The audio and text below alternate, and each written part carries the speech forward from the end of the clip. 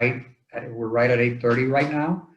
So I know that we have just over 400 participants registered, so I'm sure others will be signing on in the next few minutes, but we'll go ahead and get started. I want to first start by introducing myself, Evelio Torres, and I am the president and CEO of the Early Learning Coalition of Miami-Dade and Monroe, and I really want to welcome everyone to today's event. This is one more conversation that we're having about what is happening in the industry and how we can help, what we should all be doing to make things better. I think we're now getting used to, what they call the new normal, and things are certainly much different than they were, let's say, 6 months ago, 5 months ago. But we have a great lineup of panelists. We have some excellent presenters, so I'm sure they're going to be sharing some great information. There's going to be an opportunity for discussion. I want to thank, the directors that are working in childcare, and they are there every single day for the children and the families, the teachers. They're really the unsung heroes and people who have, a lot of these programs have never closed throughout this entire pandemic. And they provided early care and education to many families. We have a great program for first responders and healthcare workers that provides free childcare regardless of income. And without the early care and education programs that have remained open, healthcare workers and first responders would not have been able to go to work. So just think about that for a minute. And I don't think do enough to recognize the great work that teachers are doing in the classrooms, and the recognition that I think we're starting to see now from the business community of the early care and education community. So a big thank you to everyone. We couldn't do any, this community could not function without childcare, and that is for sure. We have a lot of community partners also, as well as state partners and some national partners. We have participants on this call from other states. And again, this is not the type of work that any one organization could do by itself. It requires a partnership, and we're fortunate as an organization to have many, many partners, not only locally, but throughout the state, and some national partners as well. Childcare, now, as we know, everybody's on the bandwagon. We have to make sure that this doesn't go away in a few months, or it doesn't go away in 2021. We have to seize the moment. We have a great opportunity. Everyone now recognizes that childcare is just an essential part of this economy. You have no childcare, the economy is never going to be able to get back on its feet. Parents need a safe and nurturing place to leave their children, and that is being recognized right now. What I'm always afraid of is that, we see this happening from time to time. Everyone gets excited about early care and education, childcare, and then, things get back to normal, and I don't know when that'll be. And then it sort of tends to fade away. And I want to make sure that we all seize this opportunity and continue to be strong advocates for additional resources and supports, and just to continue to make sure that the business community and policymakers understand that this is just such an important and vital part of our economy. We have, as of yesterday, we have in Miami-Dade and Monroe County about 36 of our childcare programs that remain closed. Most of them have opened. We see a lot more openings every week, but we still have a good number that have remained closed, and that has a lot to do with the economy of childcare.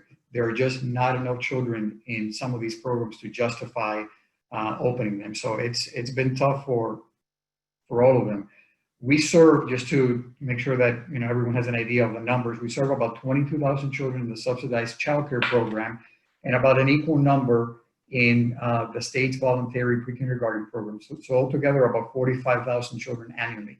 Now think about it. These are 45,000 children of parents who need to go to work, 45,000 children who need early care and education services so that they can get ready to enter school with the basic building blocks.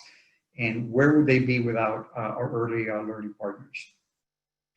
Because everyone is going through such a difficult time, and I hear heartbreaking stories every single day from childcare programs that providers, small businesses that have worked their entire life, and some of them are actually panelists, their entire life to serve the community, to create a viable business, and they're seeing it slip right between their fingers because the attendance is simply not there. So we have worked together with the Department of Education and some local partners to try to provide as much assistance as possible. We know that the PPP loans were very helpful. We have also been paying for enrollment rather than for attendance. We normally pay for the children that are attending a program. We have been paying for enrollment for a number of months now, back since April. I also spoke about the program for first responders and healthcare workers. Not only was that a help to those employees, but it was also provided some assistance to the childcare programs because there was a bonus tied to those children. So providers who were serving children of first responders and healthcare workers were also able to benefit from a bonus. Then we have some CARES funding and some other state funding that we've invested over the last 4 months. And I want to just go over some of the investments that have been made because we've heard some great feedback from childcare providers about how helpful it has been. Our board of directors approved a $10 million investment in a provider reimbursement rate increase. That is across all care levels, and that is about a 10% increase for every care level. And it's an annual investment of about $10 million. And that is effective on the July payment, July 2020, and will continue into the future. About $7 million in emergency grants. These are cash grants that were provided, totaling about $7 million. We had a quality materials fair, providing quality materials and equipment and supplies for the classrooms. That was about $2.7 million. Curriculum kits, $1.7 million. $1.4 million in professional development stipends for teachers to assist with their professional development. Health, safety, and infrastructure mini grants, $1.3 million. And personal protective equipment, $457,000. And then summer books for children. So we gave summer books to the providers so that they can in turn provide them to the children, so that to try to mitigate the issue that we have with summer learning, loss of learning gains during the summer. So all in all, just under $25 million that we have provided over the last few months. We know that that is not nearly enough. We know that providers are hurting. We are working on a campaign right now to try to encourage families. There's a lot of insecurities with families. They don't feel that childcare is safe. They're not aware of all the CDC guidelines and everything that childcare programs are doing to try to make sure that children are safe. Honestly, we haven't had any major issues. Yes, there have been positive cases here and there, but we haven't had any major outbreaks in our childcare programs because I think all of our childcare providers have been taking this very seriously. They have been doing everything possible to try to make sure they provide a safe environment for the staff as well as for the children. So we are trying to reassure parents that childcare is safe and that everyone is taking all of the precautions necessary. I want to just also touch on how important it is to continue working and continue being involved continue working with policymakers and continue being involved as advocates. I do my part. Robin Perlman, who's on the call, does her part. So many of us do our part, but we need everyone to do their part. You need to get to know your senator. You need to get to know your state representatives, and you need to visit them in person whenever possible or via Zoom. It's really, really important that we continue to advocate together for additional resources and support for the industry. I'm going to introduce someone next who is going to speak. He is one of the greatest advocates that we have in Tallahassee. His name is Vance Lupez. He is a state representative. He's also a father to preschool children. And I can tell you that there's not a stronger advocate in the state legislature right now than Vance Lupez. I know that he spends a lot of time talking to childcare providers, directors, and owners because he then follows up to a phone call to me, Evelio, what can we do to help? So he does listen and he does take the message up to Tallahassee, but he's one person and he doesn't have a magic wand. But we should look at him as an example of the type of people we need to make sure that we send up to Tallahassee. So when we vote, look at the voting record, look at the issues that the people that we're sending up to Tallahassee are passionate about. And I can tell you that Representative Lupez is someone that we should all be proud of because he does a lot of work up there. But again, he's one person. We need more Vance Lupez is up in Tallahassee. So with that said, I will now introduce State Representative Vance Lupez. Vance, are you on? I'm here. Thank you so much, Evelio. Evelio, I'm still looking for the magic wand. I haven't found it. We do need to get you a magic wand, that's for sure. They're hiding it somewhere in Tallahassee. I haven't found it yet, but maybe next session. Thank you, my friend. for those of you who are in Miami-Dade, you know how lucky we are to have the leadership of Avelio, Pam, and so many at the Early Learning Coalition. They care so much about this issue, this industry.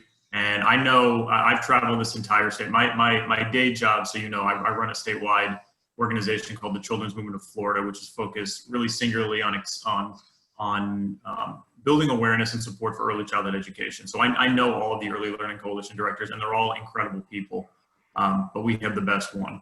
And I'm just so grateful for the leadership that we have in Miami, especially given the difficult times we're in. I am, and I've tried to ring the bell as much as I can. I'm really worried about our early childhood system right now. I've been worried about it for more than a decade, but I'm extremely worried about it now, given the circumstances relating to COVID. And what Avelio said is so true, that our responsibility is to make sure that those people making decisions that are going to dictate how our centers function understand the critical nature of this work. For a long time, we've been talking about, how this is about the workforce of tomorrow, trying to get away from that narrative of daycare. And I've told people, and I hope you tell people, take the word daycare out of your vocabulary, because what that does is it perpetuates this idea that all we have to worry about is health and safety. And, for me, my commitment has always been about trying to educate people on the realization that those children sitting in a VPK classroom, that's going to be your workforce in 2035. How are you preparing them? But what COVID has done is it's required us to look not only at that workforce of 2035, but at the workforce of today. So we have to address both issues, because to Avelio's point, if we don't have a robust childcare system in operation, it is going to be very, very difficult for our economy to get going again. And I understand intimately the challenges that we're facing right now. I've talked to dozens and dozens and dozens of childcare centers who are reporting 40%, 50% enrollment right now. I've talked to childcare centers who are struggling with the CDC guidelines and how do you dictate social distancing with a group of 3-year-olds. It's impossible. So I think what we need to do is make sure we have real clarity from our elected leaders, our agency heads, so that we know how we can move forward in the safest and most effective way possible. I would say I'm looking at it sort of from the short term and the long term. In the short term, our responsibility is to make sure that Congress passes a comprehensive stimulus package that includes childcare at a significant level. I know that the numbers that they're throwing out in DC are anywhere from $7 billion to $50 billion in subsidies for childcare. If I had that magic wand that Avelio talked about, it would be $50 billion, because I think for far too long in this pandemic, our focus has been too narrow, in that we've really focused on making sure that we support the centers that are fully subsidized, and not really taking into consideration how the entire fabric of the system works together, making sure that we're supporting those centers that are blended pay, where they have some subsidized children and some private pay children, those centers that are fully private pay, those family childcare homes. The entire system works together. And every childcare center across Miami-Dade County, every childcare center across Florida serves a community, it serves families, it serves the economy. So whatever we do from a political standpoint, from a policy standpoint, we need to make sure that our message is about supporting the entire childcare industry, not just one silo. And I've had conversations with my Congresswoman, Donna Shalala, who I'm very close to. I've known her for 20 years. She understands this issue. But for those of us across the state and across the country, our responsibility is to make sure that those people who are going to be voting on the next stimulus package, hopefully when it comes, that it includes a significant number of dollars for childcare. From the state perspective, we just have to continue to make sure that there are very clear guidelines as it relates to health and safety for students. I know that there's been ambiguity. I've had calls from directors saying, can I do this? Should I be doing that? Conversations about liability. These are all issues that, if I can be your messenger, please reach out to me. I'll put my email address into the chat, but making sure that we have really clear instructions about how childcare is supposed to open and how we keep our children healthy and safe, as well as our teachers. I think that was one of the pieces that I was always really sort of hammering in, is that we need to make sure that we're protecting the staff at the childcare centers with the same sort of intensity that we're protecting the children and the families.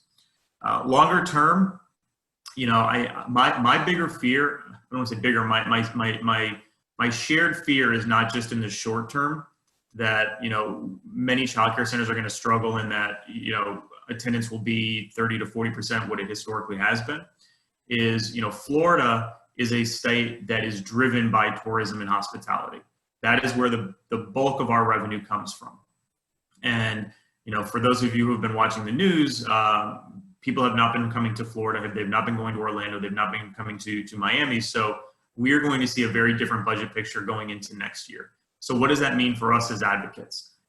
If you were to go back and look at the last time we had a significant recession in Florida, 2008, 2009, you would see that a significant amount of the VPK budget was cut to the point where we dropped below what had been spent even before the program, even when the program first started back in 2005. We've never gotten back to that 2005 funding level.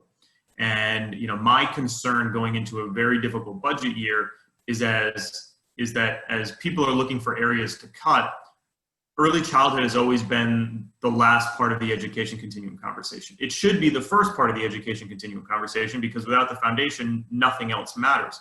But as we're looking for dollars to fill budget holes, it's very easy to say, we'll cut, $75 per student out of VPK. We'll cut X number of dollars out of the per student slot for school readiness. And, for us as advocates, Avelio said it, people are seeing the importance of early learning, but they're seeing it from, as I said, that workforce of today issue. And if we see major cuts in the base student allocation for the programs that we run and the students that you serve, that will just, again, put us at a significant deficiency as we're trying to move forward with a lot of the different policies that we've been proposing over the last few years as it relates to quality and accountability. So, this fight will be one that we fight today, but it will also be one that we continue to fight next year, both on a policy level and a budget level. And to Avelio's point, regardless of where you live in Florida, your elected representatives need to know who you are, what you stand for. A lot of times, we're so focused on the children in front of us that we forget that, our voices matter to the children that we don't see.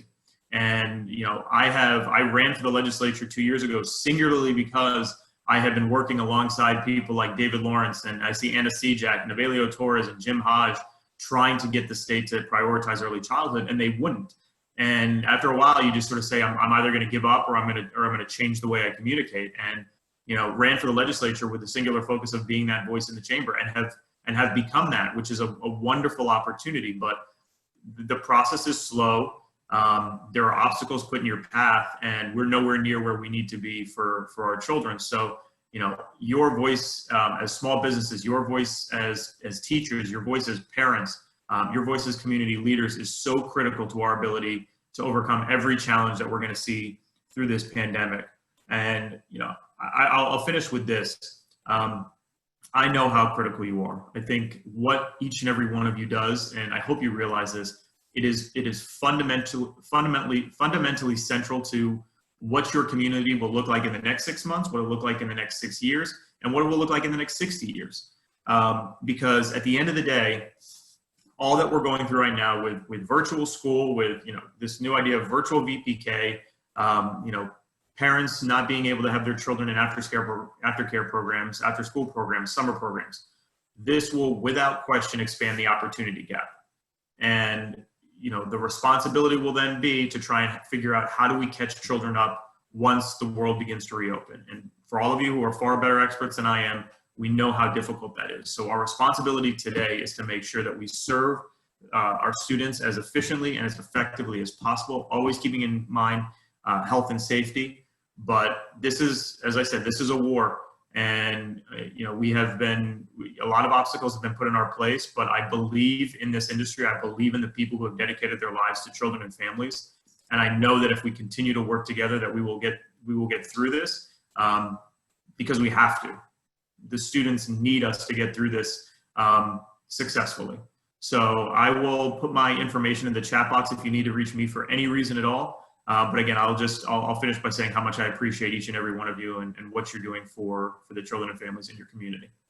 And with that, I will kick it over to my good friend, Pamela Hollingsworth. Thank you, Vance. Thank you very much. Thank you to also to Avelio, to the both of you for centering us as we embark on this journey today, charting the course for childcare inside of this pandemic, which is COVID-19. I'm going to just go through a little bit of housekeeping before we begin our first panel. Thank you to all of you for tuning in today. We have close to 300 participants joining us, and we're expecting more. You'll be taking part, there will be a panel and 3 sessions today, all running right around 45 minutes each. There'll be around 5 minutes between each session. All of you as participants are muted and can be unmuted inside of the sessions if the moderator does so. However, we are asking you to enter all of your questions into the chat box, and we not only answering as we go, but the chat box questions will be downloaded and distributed to the panelists and the presenters, and they will be answered at a later date and posted centrally. And I do want to let everyone know that's joining us today that this session is being recorded. In terms of the recording of today's session, as well as the chat box questions, both will be available for your review on Tuesday, August 18th, and you'll be able to see both of those through the Early Learning Coalition of Miami-Dade and Monroe's YouTube channel, as well as on the main page of the Professional Development Institute, and that's trainings.elcmdm.org. And all of the contact information for presenters and panelists and documents shared today will be available to you through access of a virtual binder. And that's essentially a tool through which electronic material can be collected. And so the website and the access here today as well. So there'll be a couple of takeaways. And with that, we are going to tee up the panel. And I'm going to turn the floor over to our moderator for the panel, Robin Perlman. You'll know Robin as the founder and president of the Business Leadership Institute for Early Learning, an organization that has made great inroads in the professional development of childcare directors and owners, and Robin's operating the project in several counties now. She is a good friend and a valued colleague. And Robin, the floor is yours. Thank you. Thank you, Pam, and thank you, Avelio and Van, for helping to put this program on today. We feel it's critical to really have a conversation dealing with the business of our business given the COVID crisis. So I'd like to start off by discussing the game of poker, in particular, Texas Hold'em. In Texas Hold'em, 2 cards known as the hole cards are dealt face down to each player. And then 5 cards are dealt face up in 3 stages. These are called the community cards. It's a game of incomplete information. You don't know what the other player's cards are. You only know your own and the community cards. My new favorite book is The Biggest Bluff by author Maria Konnikova. I would suggest, if you like to read, run out and buy it. Maria says, with poker, some cards are dealt face up, visible to all. These are the community cards. Some are dealt face down, so that only the person to whom they are dealt can see them. You make bets based on how strong your hand is and how strong you think others' hands are. Because the only other information you know for sure is your own. You are in the game of incomplete information. You must make the best decisions that you can, given the little you know. Life is a game of incomplete information. You never know everything. You can control whether or not you play. You can control how you play, but ultimately, you can't control the cards. What I am seeing under the current circumstances are 3 types of decisions being made as childcare business owners and operators. So let's go back to poker. Owners and operators are either folding the hand, getting out of the game. They're calling the bet, working to stay in the game. Or they're raising the bet and playing aggressively and adding to the pot. You are at the intersection of the business and childcare and COVID. There are the cards only you know. There are the community cards, what is visible to all of us. And we hope you'll learn more from the community today, given our presenters and panelists. We still recognize, however, you are in the game of incomplete information. What will the government do? What will your parents do? What will your staff do? What are your peers doing? What will COVID do? But we'd like you to consider, more importantly, what are the possibilities? We hope the conversation this morning with the panelists and presenters will help you shape new ideas and make hard decisions. Fold the hand, call the bet, or play aggressively and raise the stakes.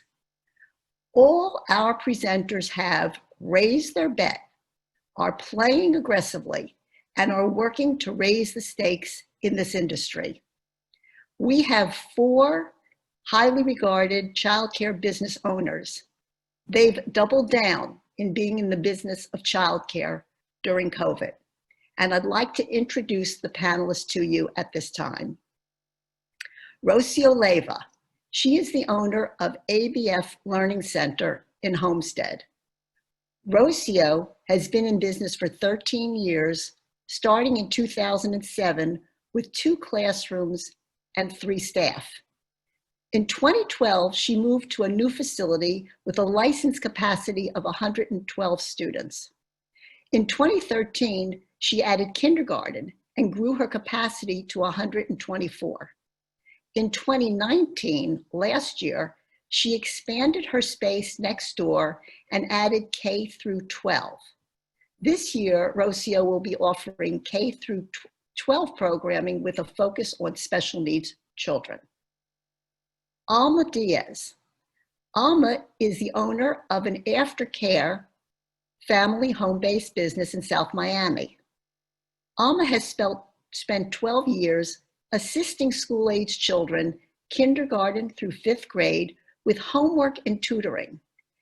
This aftercare business operated daily from 2 p.m. to 6 p.m. and is now moving to a full-time business model from 8:30 to 3 p.m.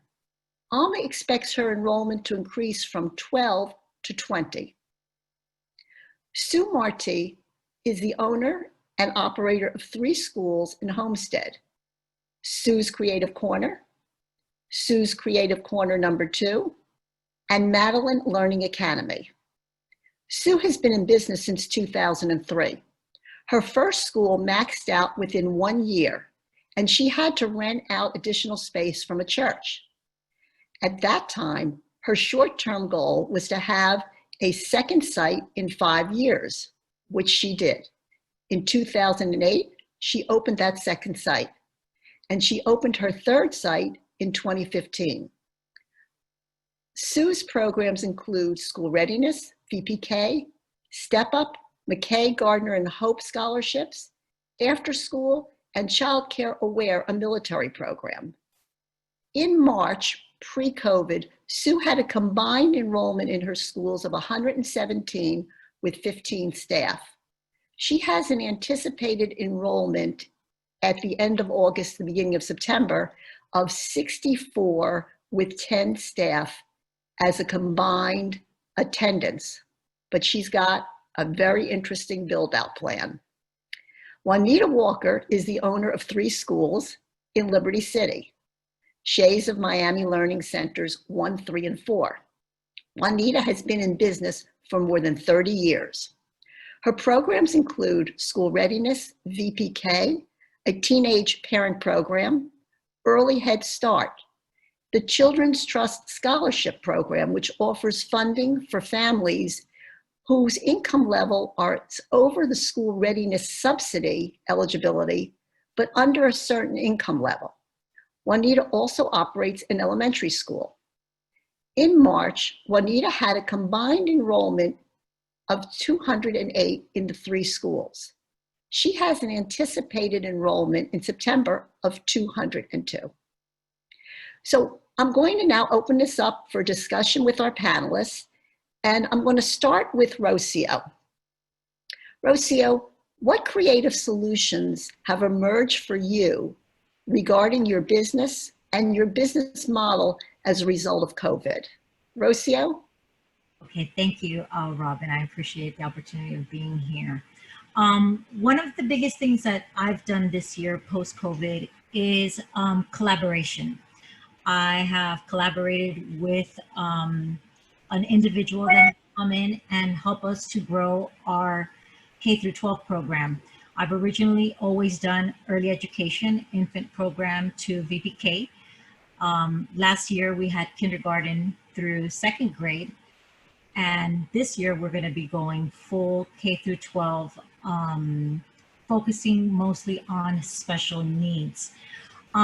What we're trying to do is have an integrated program where our little ones, if we see red flags, any developmental issues or whatever, we can work with them and give them therapies, give them the help that they need, assist them through the scholarship programs. We'll be working with Gardner, and as they grow older, McKay, not to mention some of the programs that are provided through the Early Learning Coalition, Citrus, and whatnot. We're going to be having a blended learning program with our K through 12 program. It is going to be a web-based curriculum, which will allow families to have the choice to have a full virtual program, have a blended program, or have the children come in and a face-to-face, of course, following all CDC guidelines and, you know, being safe for ourselves and our children and families. Rocio, I see that you're going to do a hybrid program. Did you have to upgrade your technology? And if so, how did you do that? And what were the costs? Yes, we did. We had to turn our building into a smart building and able to have Wi-Fi access throughout the building.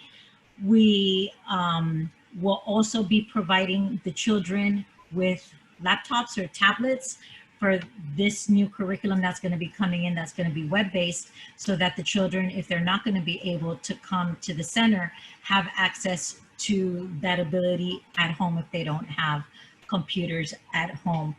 And we are, so far we've spent approximately close to $4,000 with what we've started getting the building prepared, and we're still pricing and having, working on getting those tablets and the laptops in for the kids. So we're still working on that. So I think what's exciting from a business perspective is that you're making capital investments in your business right now. What do you think, which programs do you think are going to generate the strongest revenue for you? Right now, what seems to be most at need is the grade school children, the children that have to go back to school, the K through 12 graders that the parents are working and they have to go to school, it's mandated, and the schools are not open. So what are they going to do? And if the parents are working, and if they're high schoolers or middle schoolers, with those, a lot of the times they can stay home by themselves and do it. But our younger kids, our K, even 4th, 5th graders, it's very, very difficult. So that seems to be our biggest clientele right now, and the programs. How are you attracting this clientele? Do you have any specific marketing strategies that you're using? We've worked very, very good with Facebook. Facebook has been awesome for us lately. It's been one of our biggest sources. Facebook, Instagram, social media has been big. Of course, the website is important, and word of mouth. Your experience and your reputation is gold. Did you have to redo your website in order to accommodate these new classes? We're actually working, we don't have a website up right now because we're still working on revamping it and being able to expose all of the new things that we're doing.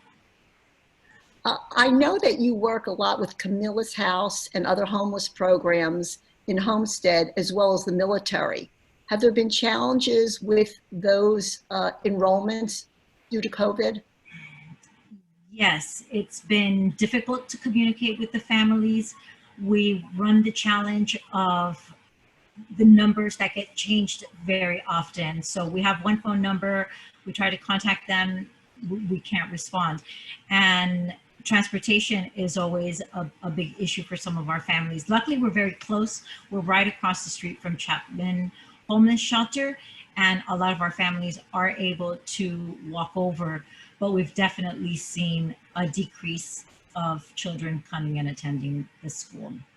Do you think that may increase now that you've added the elementary grades and school is beginning? Yes, yes, we have gotten a lot of calls, and we have gotten a lot more children enrolled into that program. And it's varied. It's children from Chapman, it's children from our communities, it's private clientele as well. And from a business perspective, what does your new future look like? Our new future is exciting. There's still a lot of uncertainty. We are still looking for guidance in that leadership, but I also feel a big sense of unity and support. I think this is a great time for our industry. I think that we need to continue advocating, and we need to continue pulling together and working together, because our voices together is what's going to matter. So if we keep on this stride and we keep on this speed limit, I think, we're looking for good things ahead. Thank you, Rocio. Thank you. I'd like to introduce Alma. And Alma, I know you're going through some big changes with your business model. Would you like to describe those? And what are your challenges going from 12 part-time children to 20 full-time children? Good morning, everybody. Well, I'm very excited. Back in March, as you know, I usually run an aftercare, and I had it for 12 years. So when they shut down the schools, I also had to shut down my business. And so I was thinking, okay, this is it. This is the end of it. I'm going to have to get into something else. And but my surprise, everybody left. All the children left. I didn't hear anything from the parents. So I thought, well, okay, so they're doing great.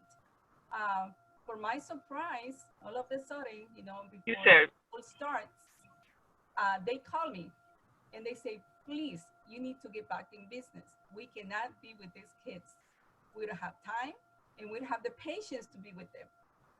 And so they say, you know what? You need to go back. Like I say, I was thinking not to go back because I thought this is not it for me. This is the end of it. My surprise is that instead of shutting down, my business has grown.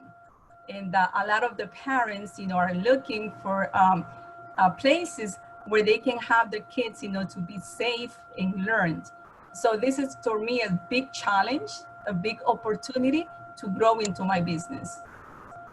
Alma, because you were coming in a little soft, I just want to repeat that you really are making this change because the parents actually, they had left, and then all of a sudden they started to come back and say, could you please provide this service? Yes, and they're begging me to come back. Wow. And so you're going from 12 part-time to 20 full-time. This means, do you have to add staff now? Yes, I have to hire 2 employees, 2 staff members. And I usually give, opportunities to high school, like, senior high schools, and also college, students. So I have got in touch with them, and they're willing to participate and help me out with these kids. And what are the credentials that you look for when you're going for high school or college students to help tutor children? What kind of credentials do you think they should have? They should be A students. They should be willing to help out the students, patience with the students, willing to make the students, feel comfortable when they come to be with them, and also to explain. because we not also, I don't also do virtual, I'm going to do virtual learning, but also we do tutoring. So this person, they need to have, a very good, like I say, very good knowledge of,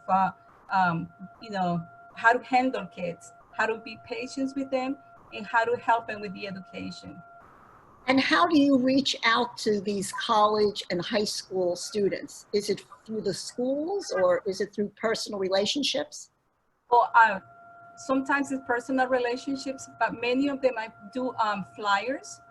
I post flyers on colleges, students that want to help, out with the college, payments. So I also offer them like a little, scholarships. Not also I pay them, to come and make a little money out of this, I would say like a little job that we'll have, but also to incentive them, to help them out, these kids, because I'm helping out with the, their studies. And when you say you offer them some scholarships, can you explain that a little further?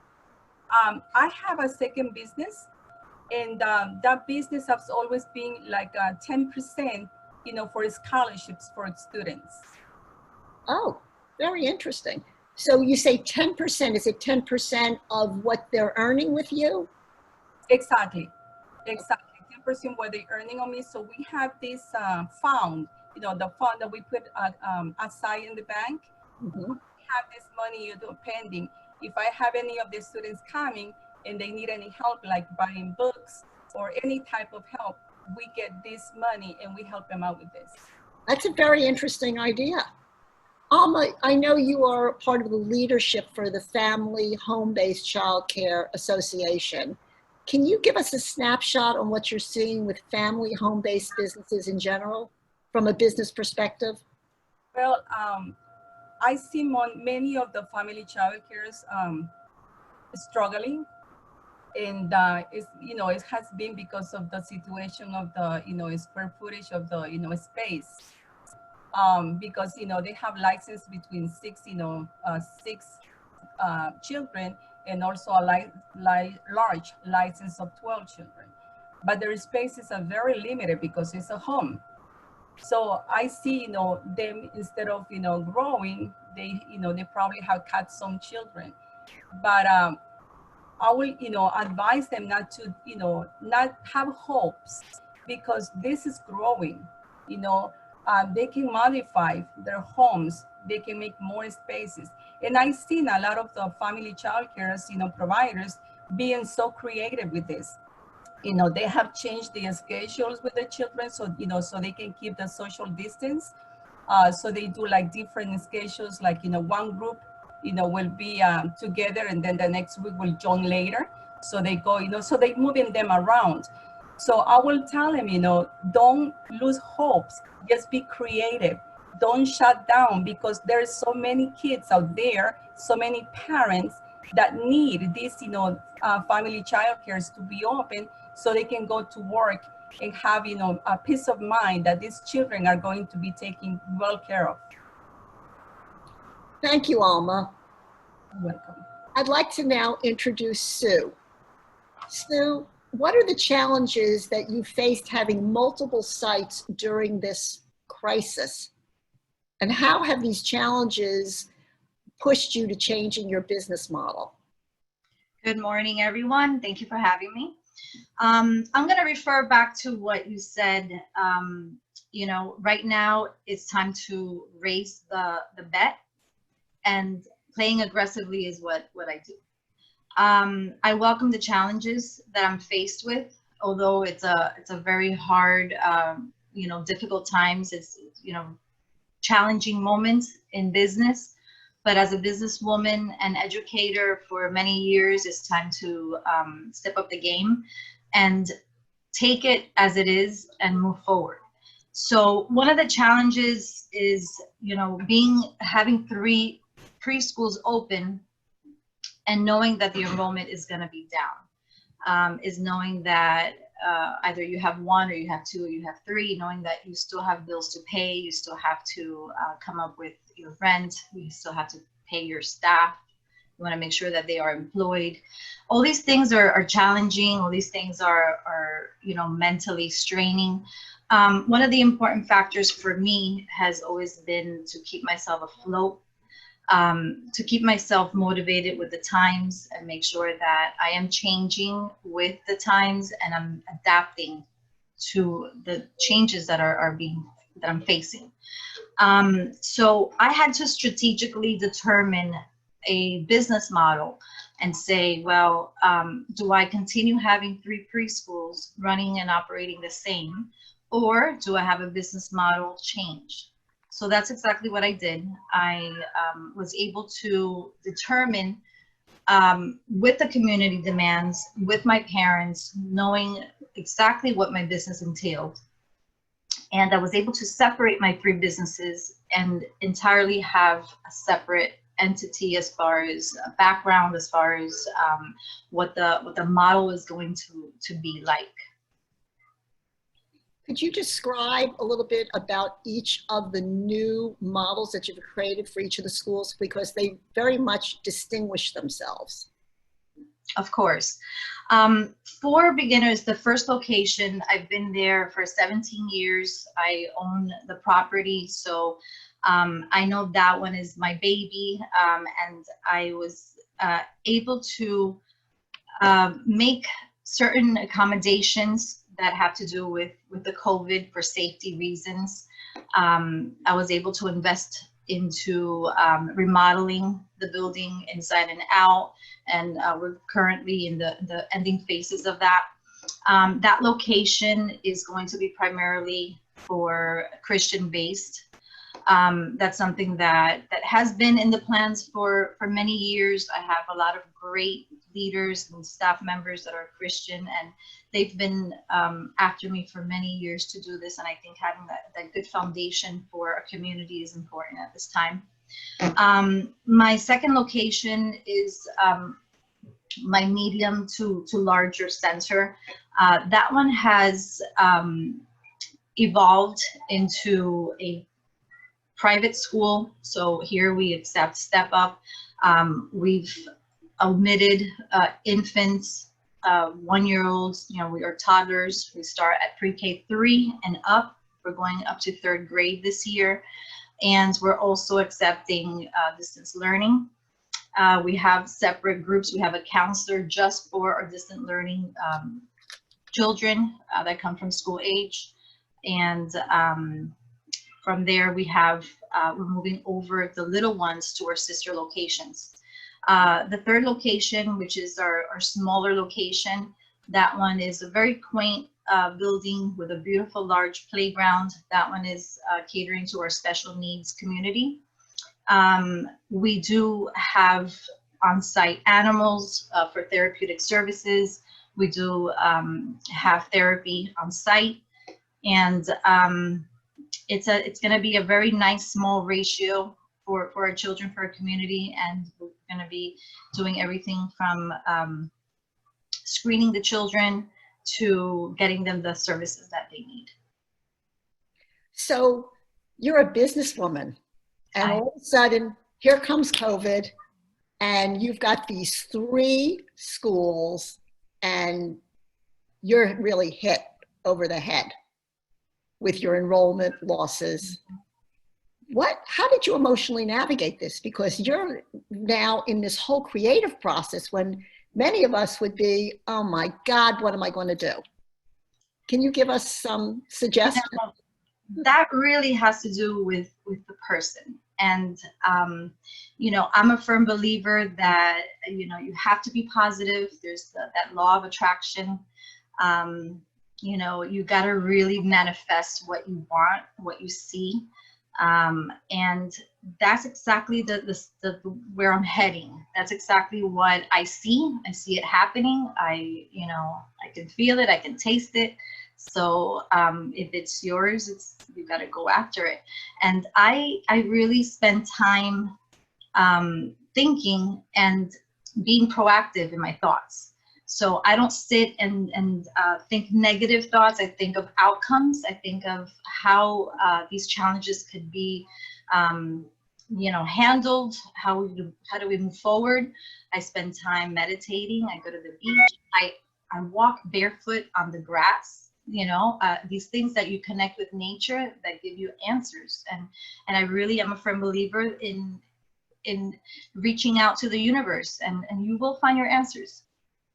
So Sue, with all these changes, first of all, how did your staff handle all of this? And how have you been able to also help your staff emotionally navigate all of these changes? I can tell you my staff has been amazing. I lost a few due to the pandemic, which is sadly, it's going to happen. They're worried, they want to stay home with their kids. It's understandable.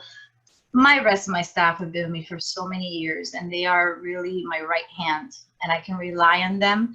I can leave the school, knowing that it's being taken care of, so I can handle my business. And that's exactly what a business person needs to do, needs to have a good team, so you can take care of all the other, networking and business perspectives about just, making it happen.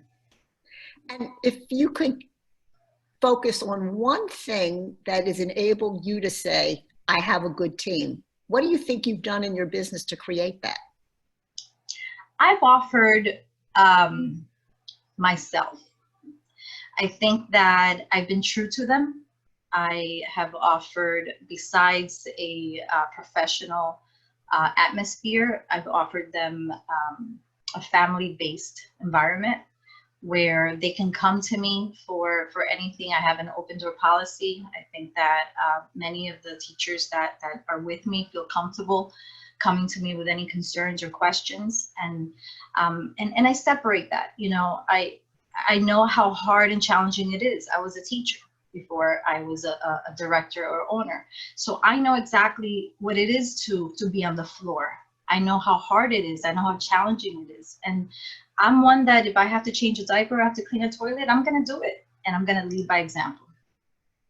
Thank you, Sue. Thank you. I'd like to introduce Juanita Walker. Juanita, can you unmic yourself?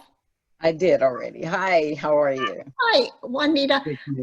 I want to start out by asking you, has your business model changed at all as a result of COVID? Well, we changed because we, for one, the children that we have, the families coming in, it's been kind of difficult because of the just the mere fact that families are afraid of COVID, and they're kind of worried, and you can't blame them, rightfully so. They're kind of worried about their health and safety. But it's also, I also often say COVID has been a blessing and then also a curse, because with this we've been able to help more, help our community more, bring parents in, help our children. We've been able to gather certain grants that we were able to enhance our schools with. It's been a blessing, but also a curse, and it's just it's been a real challenge as far as I'm concerned. I remember speaking about partnerships that you immediately jumped in, and I believe you became a base for food distribution at the beginning. Yes, we did. We did with one of the Jewish foundations that was through the MCI program. We were able to feed some of the homeless people in the area. Actually, we have the Curly House not far from us, and we were able to help our families as well as some of the community. So yes, and we're still doing it actually with some of the local government. We're providing milk at all of our locations with the local government of the Miami Gardens. And I know that you work closely with your commissioners. I believe you're doing gardens and things like that. Yeah, it's been great because in this business, we really care. I think most of us, well, all of us who are in childcare, we care about our community and we want to provide the very best that we could. We've been getting quite a bit of support from people from our local government. One being Councilman Williams. He's brought in the butterfly gardens. He's a scientist. He's been helping us out with quite a few things. And along with the supporters that we've had, it's just been unbelievable. The support that we've gotten from ELC with Evalio and the group, and the fact that they're helping us pay our way through this thing. And I'm hoping they'll continue to pay our way through this, because it's been a real challenge, being that we're only 40 to 50% full with our students. What's interesting, though, you said that your numbers are about the same pre-COVID, that you really expect to get them going back up when September starts. And I know that your staff has played a very big role in your marketing and maintaining your enrollment. How are they doing that, Juanita? My staff has been very supportive. I got a really good staff now, and I appreciate them, and that's number one for me. They're out not only recruiting they want to keep their jobs. They want a job. They want to be at work. We've worked this throughout the entire pandemic. We've been open. We closed only 2 weeks out of the two of the schools. We closed for 2 weeks because of the low attendance. But they've gotten out on social media. One of them said TikTok. We're on Facebook. So they're really helping us get out there and gather more of our parents and our students back to school. And we're doing a lot of calling, and we're letting parents know that we're here. We've upgraded in many areas. I had to step back a little bit and take a look at what we have. And we've upgraded quite a bit. Our playgrounds, we've upgraded the front of our buildings, the inside of our buildings, we've expanded a little bit. So when our parents come back, we're totally ready for them. And so you've made these investments. What funding have you captured outside of your tuitions as a result of COVID? Well, we applied for CARES, of course. Everything that came about we've applied for. We've applied for the PPP, the disaster, the mini grants through the ELC. It's that's the only way we're going to survive, is to go out and go get it. Like the young lady said before me, I've been in this community now for 30 some odd years. And even as a former retired police officer with the city of Miami, I saw the need. So we're here. And we're going to make it the very best. I've always said that I want the best looking, the best services, provide the best services that we can possibly provide in the Brownsville and the Liberty City area. And I think we've been doing a good job, being that we've been accredited and just doing things that we see that needed to be done. So I know that you had a COVID incident, and I know that frightens everybody. How did you implement your emergency plan? What was your emergency plan? How did you implement it? And what changes have you made or will you make as a result of going through a COVID incident? Yeah, we did have the one incident with our summer camp, and we had about 22 kids in our summer camp area. We simply followed the rules of CDC and DCF, and we immediately contacted our parents. We were notified by health department that we had to close because of cross-contamination, because we were transporting our children from 3 of the schools, and that's how it ended up happening.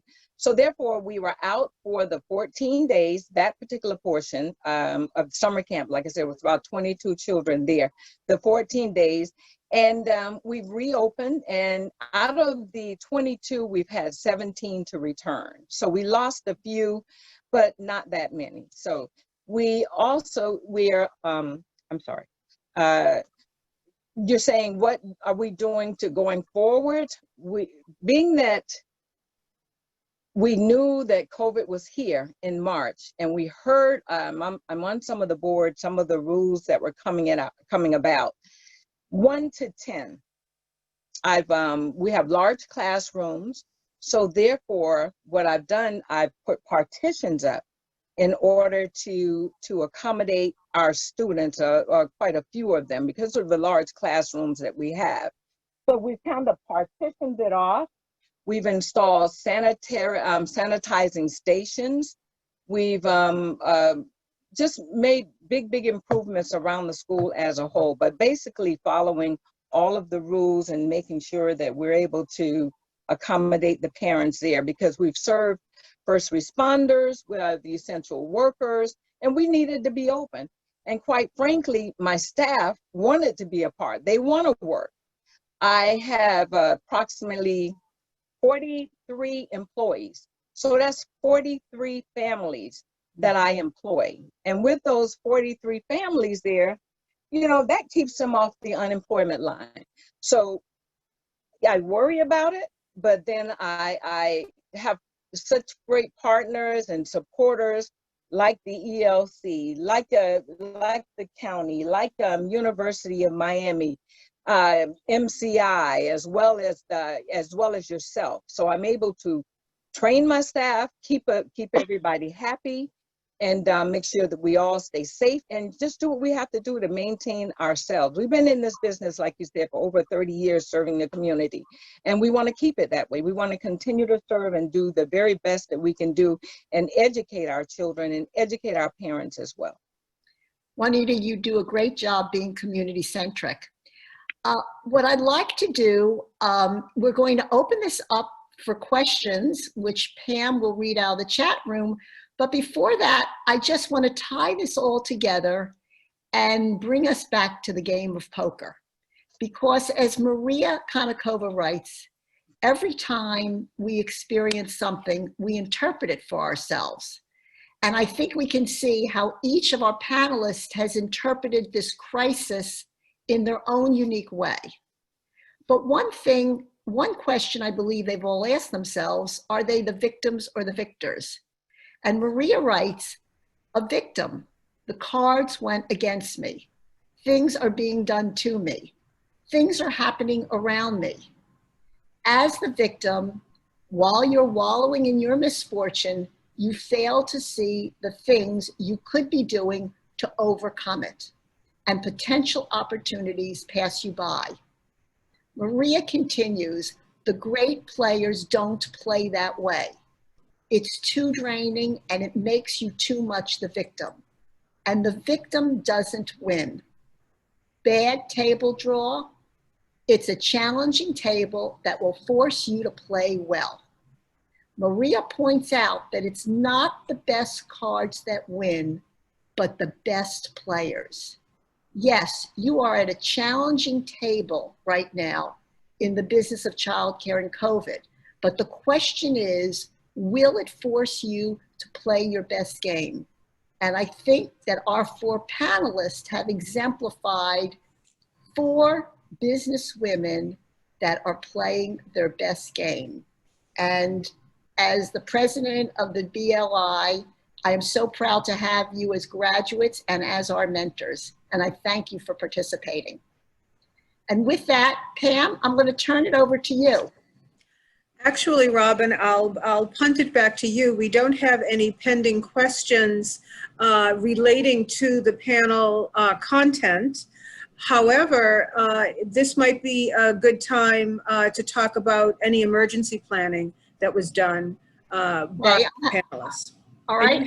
You have just under 10 minutes. Okay. So first of all, I'm going to go back on the emergency planning, and then we're going to talk about a couple other issues. So Rocio, I'm going to go back to you, and I'm going to assume that you had an emergency plan in place. Rocio, can you unmic yourself?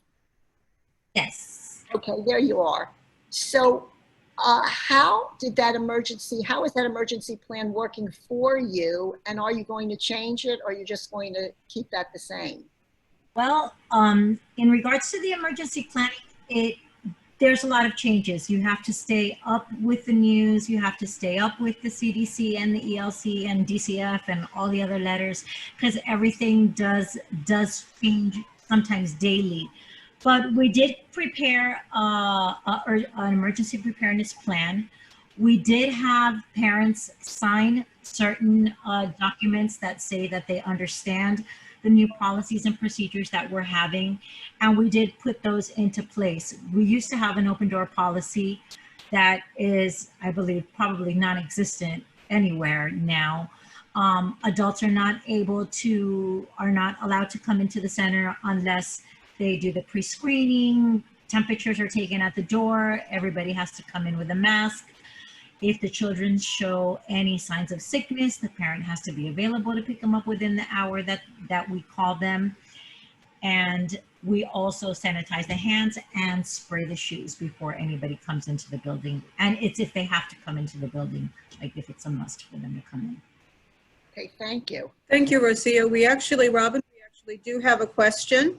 Besides the general funds that have been made available, what alternate funding sources have these centers obtained? Okay, well, Juanita, why don't you start out by addressing that? And can you tell us, Pam, are they in Dade County? This question is coming from somebody. Do you know if they're from Dade County or what county they're from? It is from Dade County. Okay, so I want to start in Dade County. There's a terrific forgivable loan program that is out right now. And this is for retaining employees. It's between $10,000 to $25,000. You can email me at connectbliel.org and ask for the forgivable loan program, and we'll send you the documents. Get your documentation in right now. If you receive PPP and you have expended that money, you can still apply for this, even though on the loan documents, it says that if you've gotten PPP, you can't get this. It's in partnership with Partners for Self-Employment with Maria Cotto, and we're doing a really good job getting these loans through with her. So Juanita, then why don't you address specifically the different programs you went for as far as funding? Well, like I said, I went for everything that was out there because I want to be able to survive this thing. So being that this is such an uncharted territory disease and this pandemic is just overwhelming us, I applied for most of the grants, which would be the ELC. They had the mini grants. I applied for those, and we actually received everything that I applied for. I've gotten it. I've applied for NANA. I'm still waiting on that one through the NANA. That's the neighborhood. I'm trying to remember. It's the mom and pop grant that we have in our neighborhood. I can't tell you what the initials stand for. This neighborhood, maybe someone else on the chat room would be able to tell us. But I also applied for the disaster grant, the PPP, Paycheck Protection. I actually received that one, and I'm now applying for that Miami-Dade grant that you were just talking about a moment ago with the CDBG program. So one thing I want to say, our next workshop is the budget workshop. We want you to be prepared to pull down these loans. There's not only the forgivable loans and there's grants, money is cheap. Loans are going to come down at under 3%. So this is a great opportunity for you to really think about your business getting between now and December, and then December to June, and then forecasting for years to come, because you're going to be able to capture money now to invest in your programs and restructure the way your business is occurring for you. So you must be prepared. What we're finding is that people are not prepared to get the loans because they don't have their finances in order. We have several requests for the panelists to please put their email addresses in the chat box. Rocio, I see you have already done that. And that would be helpful. And Robin, this is your 2-minute warning. We're ready to wind it down, and from here we'll go into a 5-minute break and then our budgeting session. Great. Well, so, very quickly, one sentence for each of you, and I'm going to start with Rocio, because our staff is so important. Is there any one thing that you've done to keep your staff motivated? I think that it would be teaching by example, staying positive, being supportive of their needs, and just being united. And Alma, you're going to be hiring staff. Is there any one thing that you will be doing to keep them motivated? first of all, safety. I just want them to make sure, because I do have, a lot of equipment that I have purchased, so to sanitize the whole place. So I want them to be safe, that, nothing is going to happen to them. Also children, same thing, procedure as a Rocio. Parents cannot come in. We're going to sanitize their kids before they come in. And so staff can be comfortable that everything is going to be taken care of, in our part. So that's what I'm doing for my staff. Thank you. Sue, one big idea for staff. The littlest things I think sometimes make the biggest impressions. So one of the things that I do is I often get them coffee, I get them lunch, I've gotten them gift cards to surprise them, I've gotten them t-shirts, and having the positive feeling here in the preschool, I think, has connected us all. Thank you. And Juanita, one big idea? You're unmute yourself.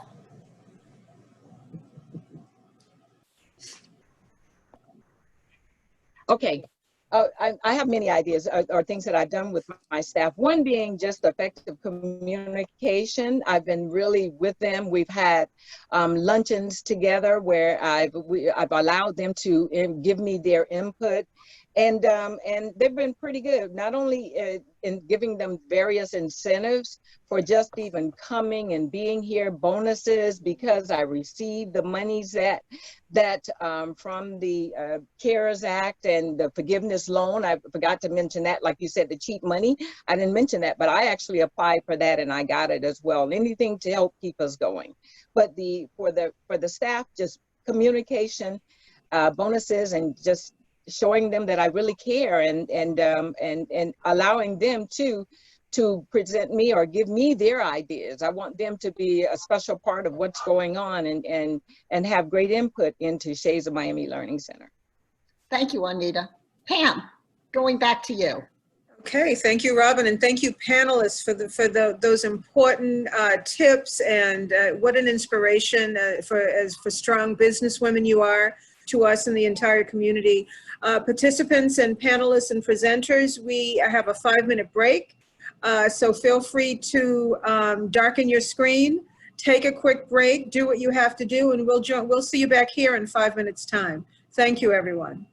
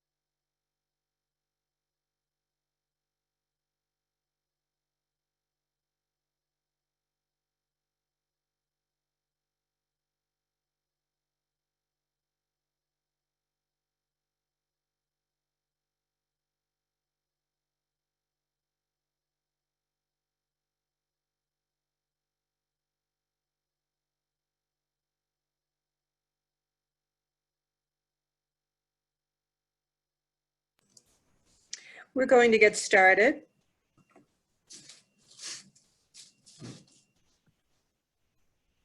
Welcome back, everyone.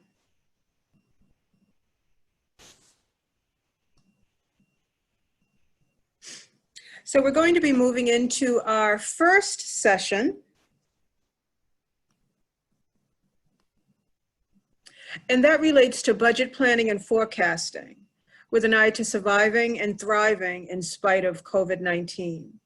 Robin Perlman, the Business Leadership Institute Executive Director, is one of the presenters, and George Gremps from SCORE is co-presenting with Robin. And so with that, I'm going to turn the floor over to Robin and to George. Thank you, Pam. First of all, the community really needs to thank SCORE for all its work that it has put into the childcare industry now throughout the state of Florida. They really are the organization that understands the business of early learning childcare. And with that, George and I have put together slides and narratives related to all the uncertainty from a business perspective. We know that it's important for you now to understand how to navigate specifically between now and December so that you can make decisions from a cash flow perspective.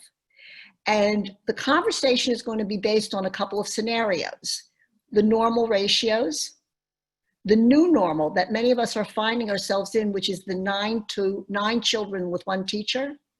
We're going to project that there'll be a COVID incident and room closures.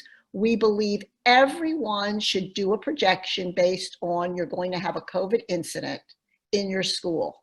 This doesn't mean that you will, but what it does mean, if it does occur and you have to close a classroom or your school, you have it in a projection. We also want you to project decreased enrollment due to COVID closures and parent fears about bringing their children back. So everyone should consider that they will be impacted by COVID in their school. And so that you can prepare financially to weather this incident, we'd like you to consider that during this session. Things to consider: will you need access to new capital, and when? Money is moving through the system, as I had said, very quickly, and you must be prepared to apply. As I told you, currently there is the forgivable loan in Miami-Dade County, but these kinds of loans possibly will come down through all the communities in the state of Florida. And if it's not a forgivable loan, there'll be very low interest loans, especially through the micro lenders, maybe at 3.0 interest or less. The one thing that is hindering the childcare community is that you don't have the right financials in order, so that when these counties and the state pulls the trigger for this money and the micro lenders have the money, it takes you too long to be prepared and you miss out on those opportunities. We're hoping that these spreadsheets and the conversations that we're having today will help you put these numbers together ASAP so that you're ready to pull the trigger. I've put in our chat room that you can email the Business Institute for Early Learning at connectbliel@gmail.com, and just put ELC Dade Summit or put your questions in the chat room. We will be taking questions and we can get back to you. George, are you there? Yes, well, I'm all set. Can we double check, make sure that you can see the PowerPoint on the screen? I see the Business Institute, but I don't see the PowerPoint. Pam? Yes, we can see the PowerPoint. You just need to move. All right, good morning, everybody, and welcome. We've been, I think there's been a fair amount of discussion already about what you've been doing to manage through this crisis. And I've just with the few speakers that have been on and the panel, you can see, all the elements that you'd expect from owners and managers of any business, but particularly in the childcare business at this point, the early education centers that you put together. The courage, the determination, that resourcefulness, particularly the street smarts. How do you pivot on the dime? How do you, if you have 3 centers, what do you do to reorganize them and change your business model very, very quickly? That requires a lot of flexibility as well as that courage and determination. So what I think we're all finding, in SCORE itself, we were in March, we were a face-to-face organization. Our workshops we did in person, our counseling sessions were all in person, and in about, I think it was 72 hours, we found this thing called Zoom that we never heard of before, didn't know how to use, and we figured out how to use that tool in 72 hours after we made the decision. We were up and operating, doing webinars and counseling. And I hear a lot of that same time of flexibility and resourcefulness, and again, that determination to move forward. But we also keep putting plans together for the future. Well, what are we going to do if this happens? What are we going to do if that happens? And how are we going to respond? Now, we don't dive too deep into making the plans, but we get strong enough plans that we can take some actions on the plans. So what we want to focus on over the next little time that we have together here is really formalizing some planning process, or giving you some tools to use for a planning process that'll lay out July to December. We're saying July to December because July's in the past, August is halfway through, and those are good baselines. They give you a baseline for where you are, so you're not just guessing and putting making projections just based on seat of the pants guesses. You've got some numbers actually that you can look at from July and August that should help you then project forward into September and October. And we I think you'll find the tools fairly simple. It's based around making projections on the classroom attendance, teacher ratio, teacher pay, and then your operating expenses going over those 6 months. Right? What we're trying to do is build a monthly budget that you can manage to, and also to give you a modeling tool that you can use to run different scenarios, a plan A, plan B, a plan C. So you might budget the way you think it's going to be or the way you want it to be, and then you could play around with, well, the what if a best case scenario, I nail the budget, maybe that's the optimum situation. Then maybe there's a conservative situation that you can test. Well, what if it's not quite as good as I think it is? What does that look like? And then maybe a worst case scenario. And you can run, and I think you'll see with the tool, it's actually fairly easy to do. It's not days and days and days of work. It's probably a few hours worth of work to give you as a manager or an owner a real feel for how to what you can do and what reactions you take to different scenarios. So when we talk about moving forward with the plan, as I mentioned, what we want to do is build a baseline of where you are, and then you determine what actions you're going to take to move forward over the next 4 or 5 months to increase the revenue, to reduce expenses, to raise cash. Right? You've probably done everything that you can do already to reduce expenses, I'm guessing. So it's really more about increasing revenue, bringing in, some of the activities that we heard. How do you bring in? How do you get your enrollment up to what's going to be allowed? Is there loans available that you can use to raise some cash to cover any shortfalls? And then what are then basically you'll add the impact of those actions to the baseline that you have from July and August, and that you'll see will help you predict or calculate the progress of the center as we move forward. Right? So there's, as Robin suggested, we really think that you should look at a few different, at least 2 different plans. Maybe an optimal plan where you have full enrollment at the mandated levels. You have a best case tuition / subsidy scenario, meaning you're getting good good levels of tuition. You know, if you're running at $185 a week per child in a particular age group, can you hit that? You know, and that's what you're getting today. Use that for going forward in an optimum plan. Now, what's the loan? Let's assume some loan grant availability, and that there's no exposure-related classroom or school closures. Right? So maybe that's the optimal plan. Conservative plan might be less than full enrollment at the mandated levels. Maybe the worst case tuition subsidy scenario, and not able to get the normal rates that you would charge for whatever reason. Maybe some minimum loan grant availability, and predicting maybe at least one forced 2-week closure due to on-premise exposure, right? So again, we believe in that, you know, plan A, plan B, if you will. So how do we actually get into doing this? The exercise we're talking about is one that a number of you may be familiar with, others may not.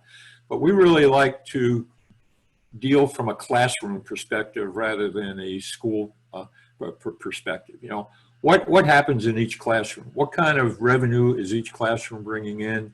And then the major expense, obviously, attached to that is the classroom teacher pay, the teacher pay for that particular classroom.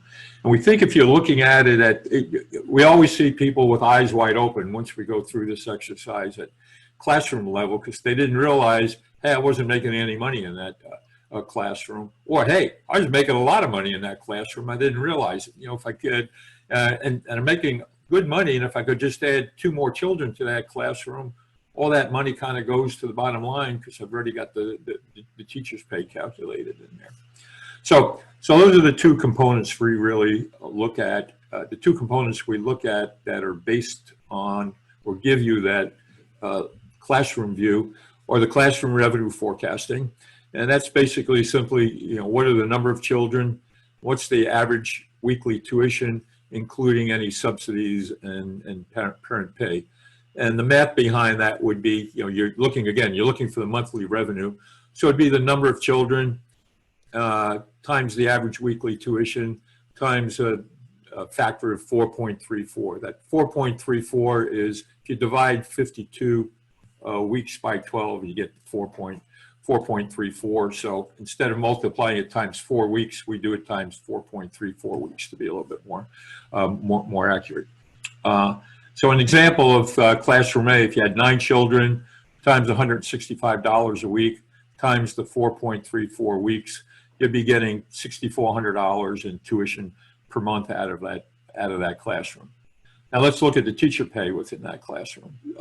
So that'd be that you'd take the hourly pay rate, you'd add the employer payroll tax percentage, and then add multiply that by the hours per week worked. So again, the equation is monthly teacher pay equals the hourly pay rate times the employer tax rate times 40 hours times 40 hours, 4.34.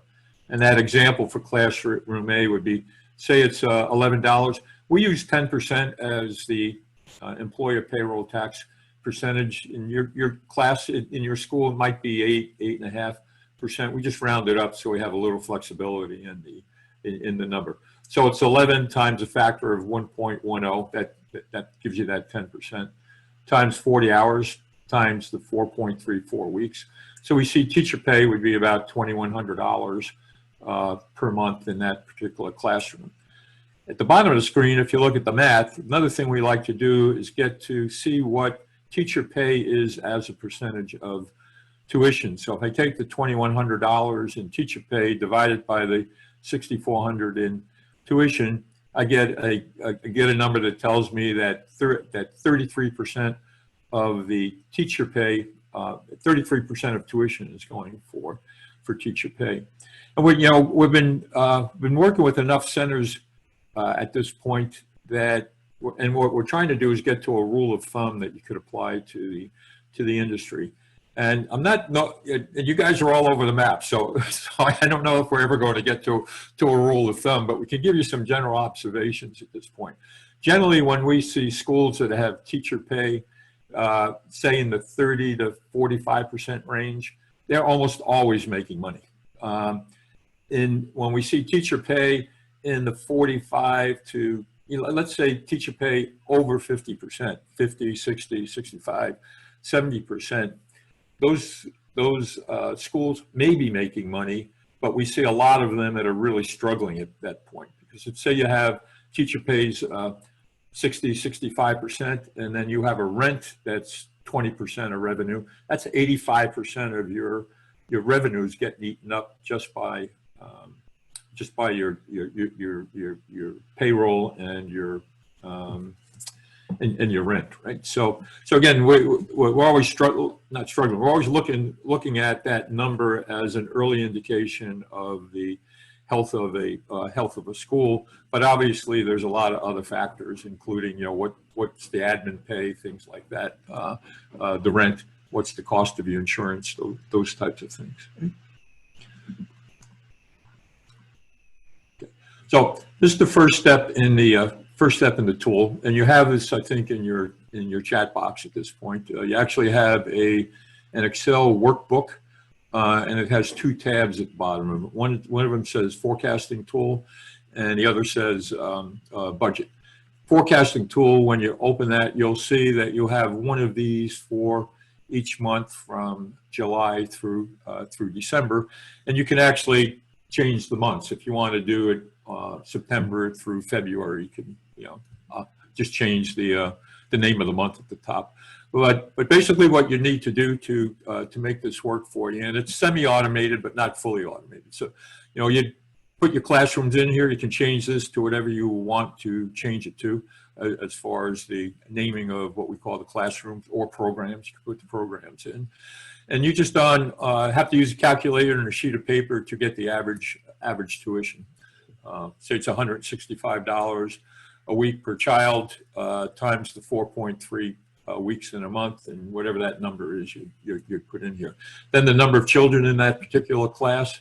The spreadsheet will automatically calculate the monthly tuition for you. Then for the teacher pay, it's again, you use a calculator. Say you're paying $10. $10 times that 1% for employer tax, I think would give you $11. If you're paying $12, I think it would be $13.20 is the number you'd come up with. Then put in the number of hours, the number of teachers, and then the system will automatically calculate the total teacher pay. And then it'll subtract the revenue, subtract the teacher pay from the revenue, and it'll give you what we call gross profit per classroom. So how much, and a gross profit number is the profit number that comes out of the classroom, that then that money is now available to pay for the insurance, for the rent, for classroom supplies, things like that. And I'll give you a couple of examples, but I just want you to see how we have it laid out here. So again, in that workbook that you have, if you look at the forecasting tool, you'll have 5 of these in a row on one spreadsheet. Okay. So I filled this out this month, and I think for infants I used $195, and then I went to $185, $175, $165, $155 down for the 4-year-olds. Used $70 for VPK, used $80 for VPK wrapped, and I think I used $100 for aftercare. So it'd be those numbers multiplied by 4.34 weeks would give you that monthly number. Then the number of children, I put in what I think are the best ratios you'd be able to do under given situations. 4 for infants, 6 for 1 to 2-year-olds, and 9s for everybody else. And then again, you can see the math will be done. So this classroom generates 30 a month would operating a fully, with those tuition levels, with the number of children, would generate about $36,000 in revenue. You can see the teacher pay. I think I use $10 an hour here, $11 an hour, $12 an hour, and then multiplied it by that 1.10 to get the employer taxes included. Put in the 40 hours for most of the classrooms. VPK, I put in 15 hours and then balance that with the 25 hours for VPK wrap. So if one teacher is able to do that, that would be the 40 hours. And then I put in 20 hours for aftercare. So again, these are just numbers I've made up. You can put in whatever numbers you want. So again, the system will do the spreadsheet will do the math for you. In this case, we see the teacher pay is going to be $14,000. So that's leaving almost $22,000 coming out of that classroom each month to go towards all your other expenses of running the school. And the teacher pay in this situation, again, the spreadsheet will do the calculation for you. It's just dividing the $14,000 by the $36,000. And it's telling you that your teacher pay in that classroom is 40% of the tuition that's coming in. Okay? George, I just want to clarify something. So when you combine the 36,069 is for all those classrooms combined. Is that correct? Yep. And the 14,274 is for all the teachers combined. The individual classrooms are going to run from left to right. So you see the infant line. So the gross profit for that one infant classroom is 1,474. Yep. Thank you. Okay. All right. So that's let's call it the first month, right? Now that was first month full capacity, right? Now let's take that same classroom at 75% capacity, right? Left the tuitions the same. Again, you can make the tuition whatever you want it to be, but I reduced the number of children, as you could see, to roughly 75% of what I understand the capacities to be at this point, right? But I left the teachers pretty much the same because the ratios still dictate that one teacher. So in this case, the revenue falls from, I think we had the 36,000 in the best case scenario to 27,000, but your teacher pay is not going to change at all. And we go from the $21,000 that classroom's kicking off in profit to 13,000, and you see the tuition teacher pay as a percentage of tuition goes from the 40% up to the 52%. Right? So this is where you do your basic work on estimating your tuition per classroom and estimating your pay per classroom as we move into the budgeting. We'll move to just show you a blank screen here, and I wish we had a bigger screen that we could show it on, but I think this will work fine. So this is a 6-month budget that we're looking at. Again, it's set for July, September, July, August, September, October, November. You can change those months to whatever you might want it to be. And then the same thing on the left-hand side, we put in some labels, if you will, some categories. You can change them. These are all changeable. But then you'll take some of the numbers we just calculated, put it into the budgeted columns here, and then that will total across for the 6 months. And you see we actually put in an actual budget, or actual, if you will, against budget. And this is what allows you to do your plan A, plan B, plan C. So you do the initial plan, say with budget, as say it's your best case scenario. Then within the actual, you could go in and plug in best case scenario. You actually wouldn't have to plug in, but you've already written your best case scenario with budget. But maybe you put in a more conservative actual as to what will happen. So maybe that 75% I just showed you would be what you'd consider conservative. And then maybe worst case scenario is the less than is a closure for 2 weeks, and then when you reopen, you have fewer children coming back than you had before, right? So that might be Plan C, if you will. Plan B being just 75% enrollment, but not having to close. Plan C being 75% enrollment plus a 2-week closure, plus enrollment that goes down to say 68% at that point. But again, it's one sheet of paper, you change numbers and it automatically recalculates for you. So looks a little intimidating to me, so I assume it looks intimidating to you too, but I'll take you through it and show you that it's actually a pretty friendly tool to use. Okay. And because it's so big, I'm going to break it down into the top section. Yeah, actually, let me just go through that for a minute to show you how it's organized. So for those of you that aren't familiar with maybe with income statements or budget templates, the top section here is related to income. So anything you do, this is all revenue up here. You know, registration fees, food subsidy programs, any loans, any subsidies that you would get in would go up here. That's money coming into the center.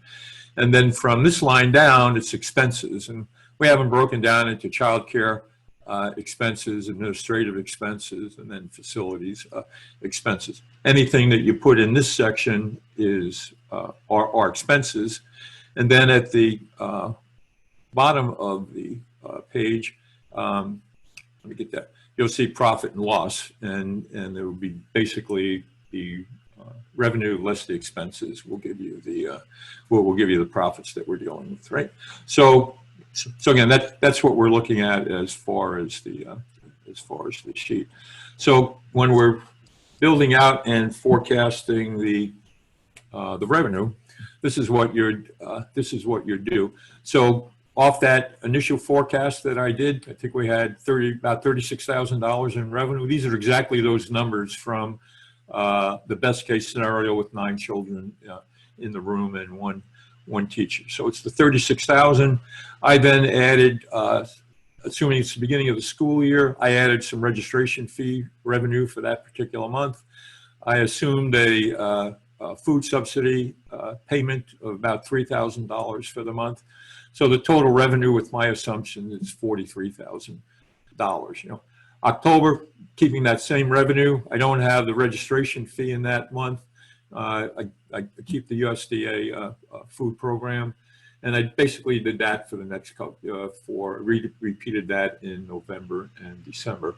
So that gives me, you can see it totals. This whole totals for me over into saying basically for that 6 month. I'm sorry, the 1, 2, 3, the 4 months that we're talking about.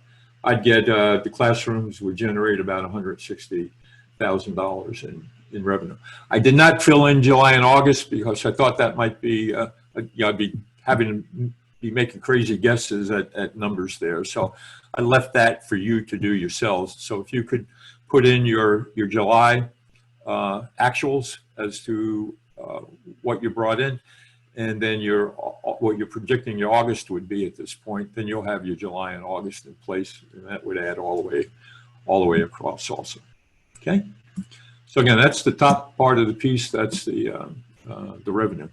Let's look at the bottom section, right? So again, I'm plugging numbers here with. I'm looking at that 55 child school. Don't know if these numbers hit base on that, but again, just plugging them in. So I said $800 a month for supplies, $2,800 a month for food, teachers' compensation. I get from that from the forecast sheet that we did on each of the classrooms. That totaled that $14,274. Then I'm looking at it. There's some additional management compensation, and we always encourage that, you know, if the owner is the director also is doing the management, actively working in the business, to put a salary down there so you can build that into your budget. And then any administrative compensation, I think, again, made some assumption there with 55 children, there'd probably be a director and there'd probably be at least a part-time clerical work or administrative assistant. And then just plugged in some numbers for website, insurance, mileage and gas, assuming a van for 55 children maybe. And then some numbers for the facility expenses, you know, water, electricity, telephone, repairs, rent, right? So you can see the numbers I used would get expenses of about $30,000. We had that $43,000 in revenue.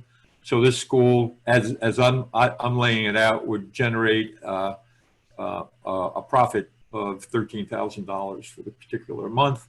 And we're budgeted for the next 4 months to basically generate about $38,000 in profit with those numbers. So with the tuitions at the levels that I talked about, a range from $195 a week for infants down to, I think it was $155 for 4-year-olds, you know, and the teacher pay in that $10 to $13 range, depending on the individual teachers, and those ratios, the way we had the one teacher per classroom.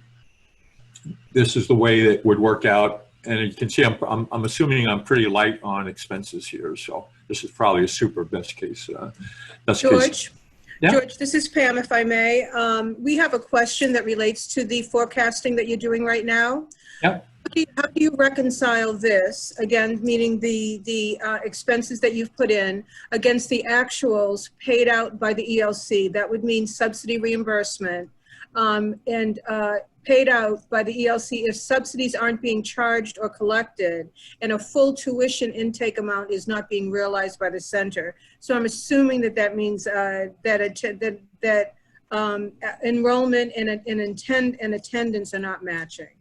Yeah. So, you know, this is your, you know, this is where you'd work in those numbers, right? So if we're back up in this situation, this is where you'd have to do whatever math you think, right? So if this is what you would charge, right? You know, you have the children. If these are the children that would be in the room, what for that month do you actually think you're going to get paid? Right? Now, there's two things we're talking about here. One is cash flow, or actually what the question deals with is cash flow. Right? And cash flow is, when does this money come in? So if I'm actually getting, say, the $155 for the 4-year-old, right? I'm billing that out in September, but maybe I'm not getting it till October, or I'm getting paid in August for, you know, for the September. You know, that's really cash flow that you have to be able to deal with, and it's a more difficult exercise, but a very fruitful exercise. What we're trying to understand is, in this scenario, is what would you bill out in these particular months, right? With the class, with this number of children in the classroom, with whatever you think that the subsidy program is going to be, with whatever parent pay you might be able to collect on top of that. So if it's school readiness, if it's, I don't have step up in here, if you had kindergarten in here, what is it that you'd think you'd get, that you'd be able to bill out for those programs, plus any parent pay? That's what you do in this calculation, in this this column that deals with average weekly tuition, right?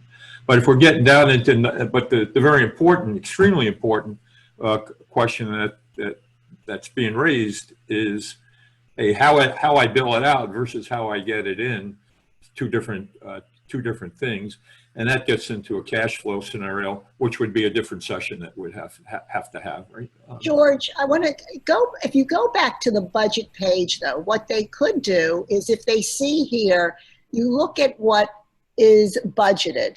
The next column is the actual. So if you budgeted in July X amount of dollars, but you've only received, now it's August, and you've only received a certain amount of dollars from the ELC, put that into the actual next to the budget, and you will then be able to determine what the differential is.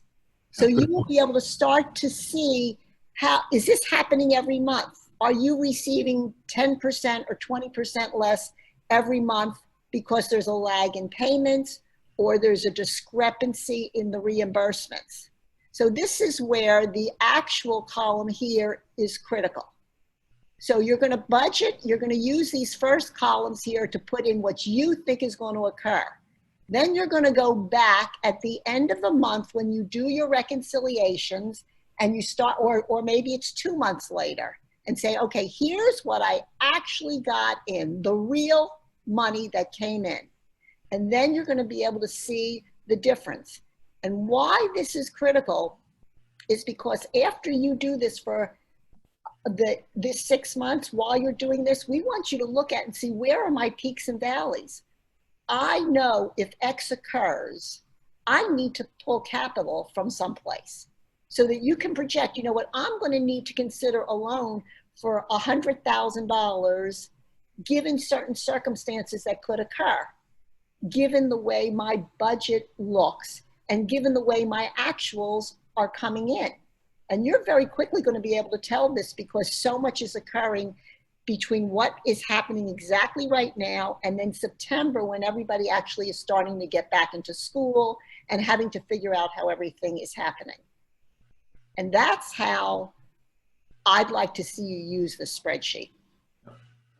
Good We point. have several participants who are observing that it's hard to see the screen, and I think we're cognizant of that. We want to remind you that the spreadsheet has been loaded into the chat box, and so you can download that and open it up so that you can see all of the lines a little bit more clearly.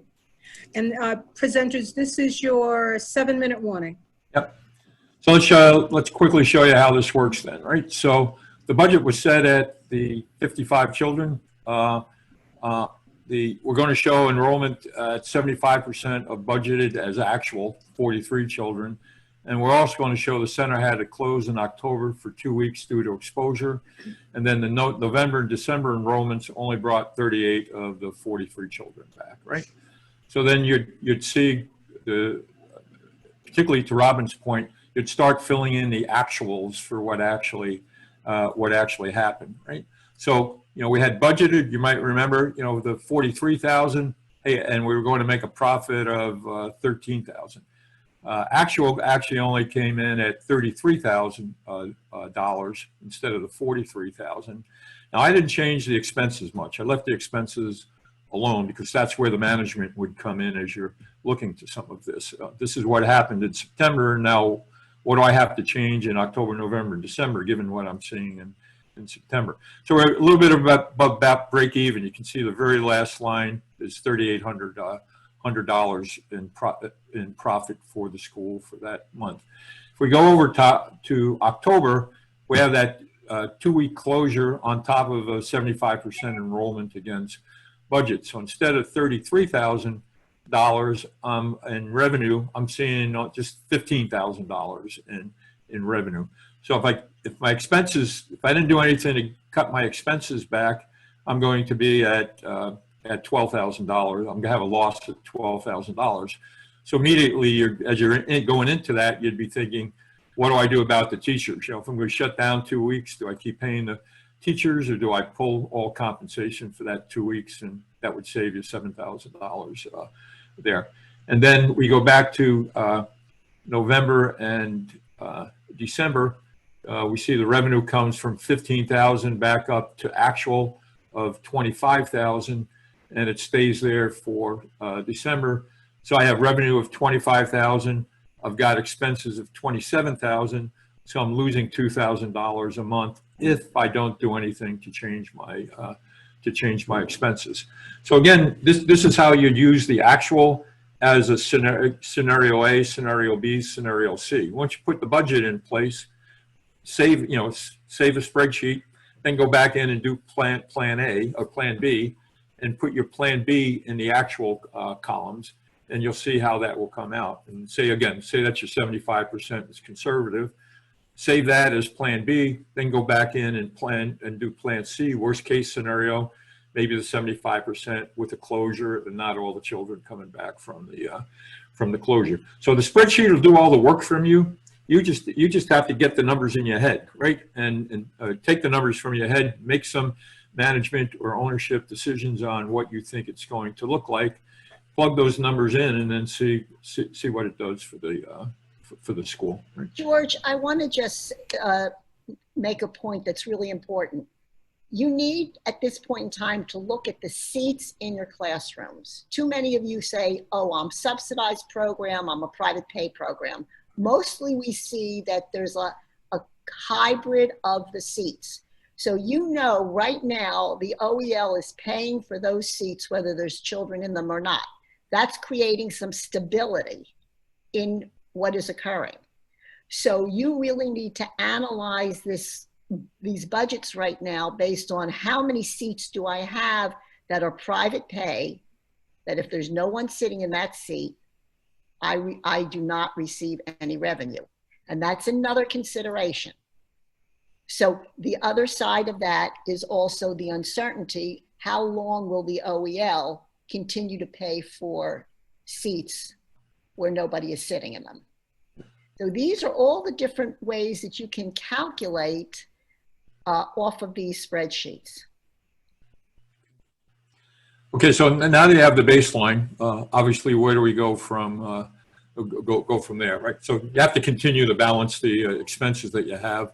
If you identify that there's going to be some cash shortfalls in the way you want to run the business, then where do you get some extra cash from? The loans, owner's cash infusion, public crisis funding.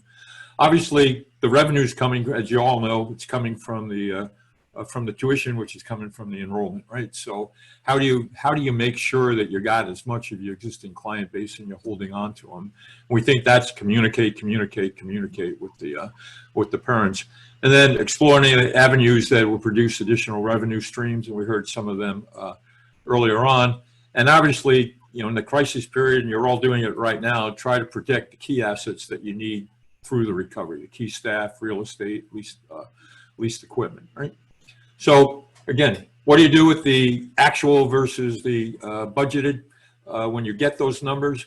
Again, it's not numbers, it's critical information that it's giving you as owners and managers of these centers. So you want to assess the situation that the numbers are describing, review the actions that you can take, pick the ones that you think will sustain or move the center forward, then obviously evaluate them for the probable incomes.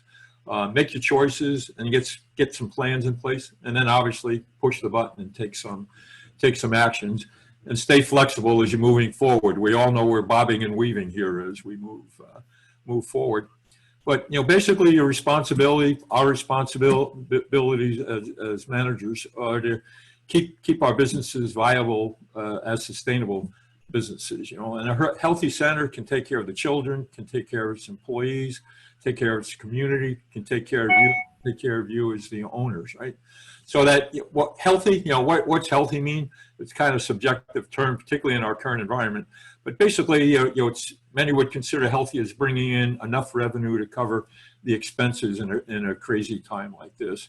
And the sustainable means that you're going to be there during the crisis to provide the needed service, and you'll also be there as a critical contributor to enable the rebounding out of the crisis. So I know you all wear this mantle of responsibility.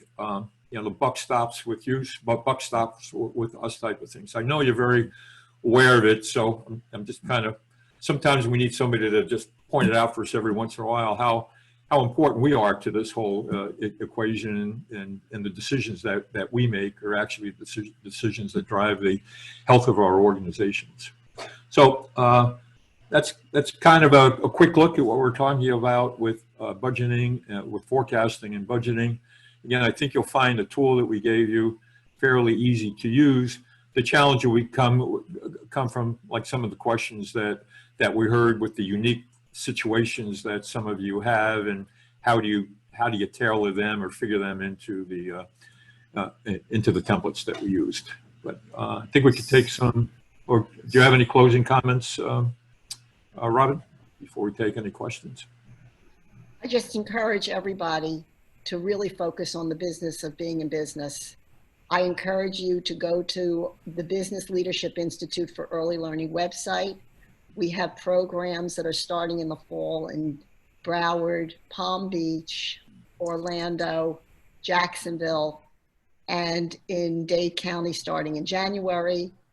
And just stay safe, be creative, and be optimistic. Very well said. Very well said. Thank you so much. That's time for this session. And to Robin from the Business Leadership Institute, to George from SCORE. Thank you so much for walking us through this process, for providing us with the critical tools that are needed for budgeting and forecasting, both inside of a COVID-19 pandemic, but outside. These are the kinds of things that we certainly want our childcare owners and providers to be doing every day. It's a way to guide your business and to keep it as strong as possible. We are going to go back into a 5-minute break. So we invite you to dim your screens and take 5 minutes, and we then move into a terrific session relating to emergency communications. Our presenter could not be more knowledgeable in this area. Andy Rozak is the executive director of the Institute for Child Preparedness. You will see when we show his bio when we come back that he has years of experience across disaster preparedness and response. We're very fortunate to have him with us. He's signing in from North Carolina, I believe, today. And so that is our next session. And from there, we move into our final session, which is risk and resilience with a team of presenters from University of Miami, Miller School of Medicine. So do take 5, and we'll be back shortly. Thank you.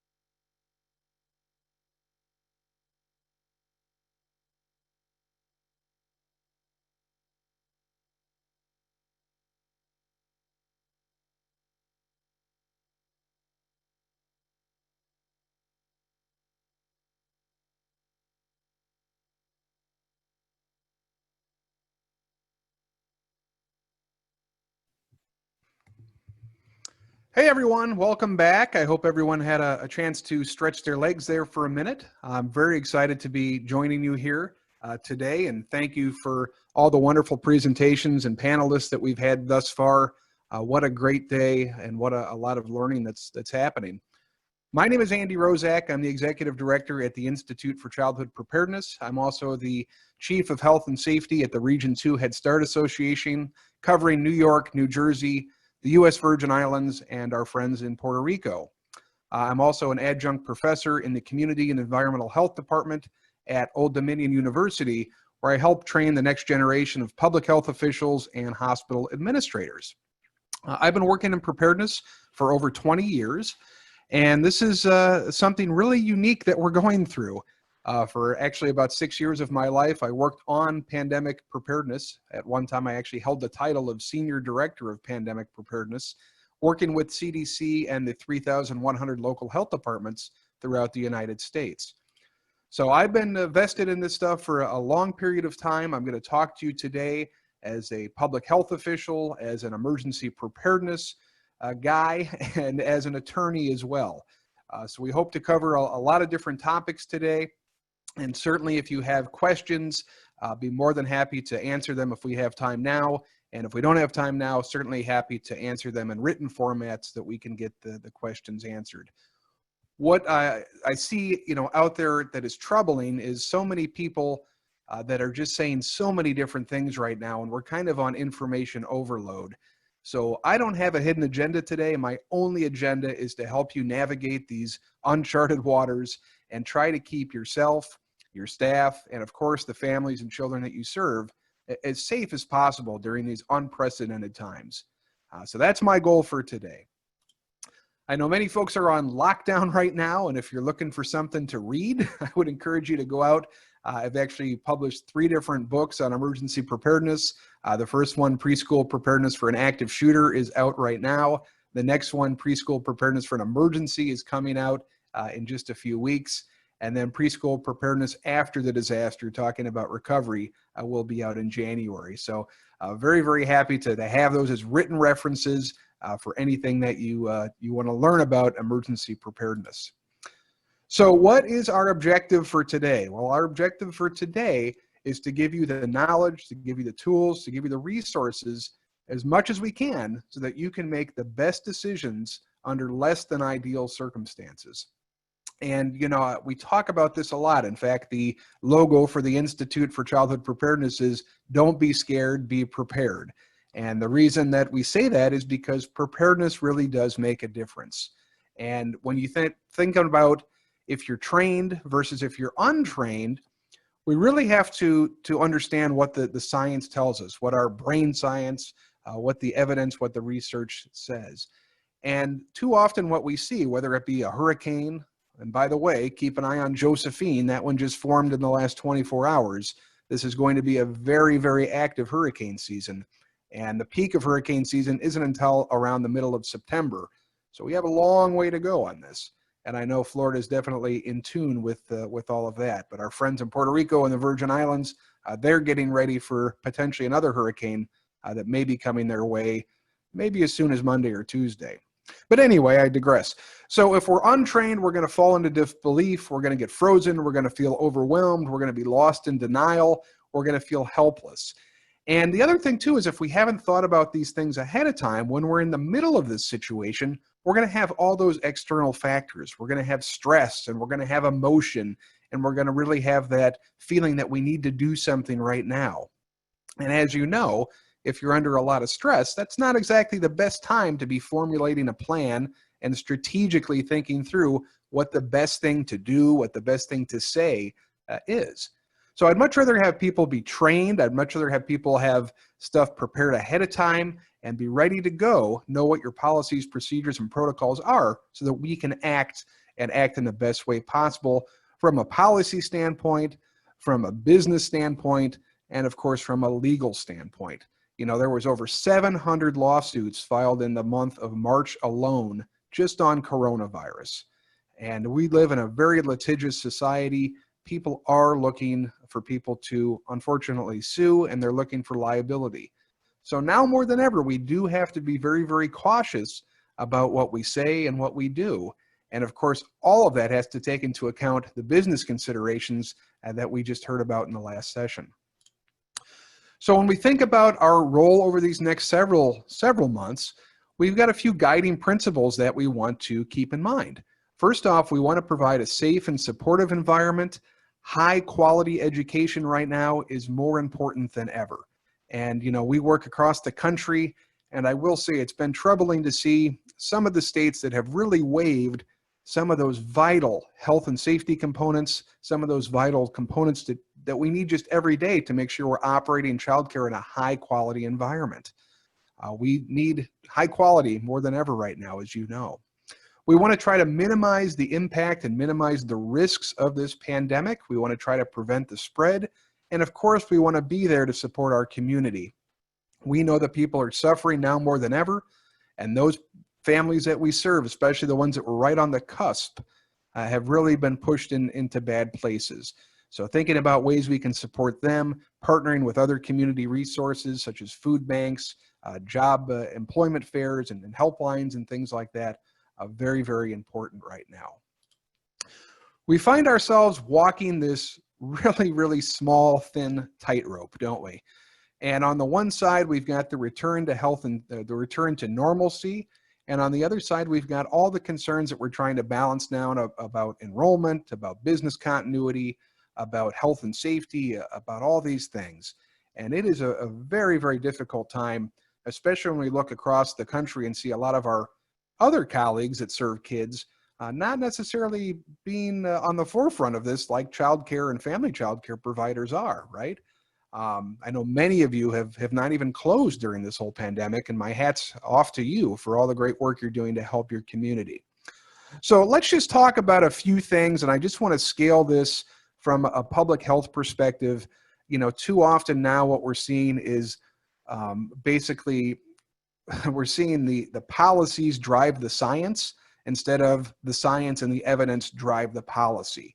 So again, I just want to come in with this with eyes wide open and tell you what the future is probably going to look like. And we don't have a heck of a lot of stuff to think about. We don't really have a big pandemic like this, thankfully, in our immediate past. We have to go back about 100+ years to find one that's even close. And we look back at 1918 and 1919. Interesting, back then you wouldn't anticipate a worldwide pandemic just because people weren't as mobile as they are now. I mean, you couldn't hop on a plane and be over to London in 4 or 5 hours back in 1918. But at the end of 1918, we had World War I wrapping up, and we had this mass influx of soldiers returning home, which actually helped spread this virus, the pandemic of 1918 and 1919. And what's really troubling, if we look at history, is it wasn't that first wave, it wasn't that third wave, it was that second wave which coincided with the fall flu season, which really did the most damage and caused the most death. And if you see, just looking at this chart here, you see this was a long duration event. We're talking about a year from start to finish, and of course it lingered on a little bit longer than that. But for those that keep telling us that this is just gonna go away in a few weeks or a few months, I'm sorry, but that's just not the science. This is going to be here for quite a while. So we're getting into this point where we have a little bit of fatigue, don't we? I think everybody's getting tired of staying at home and tired of washing their hands and tired of trying to stay 6 feet apart.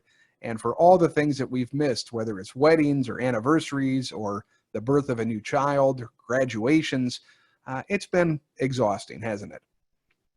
But we've got to make sure that we stay vigilant while this threat is still there.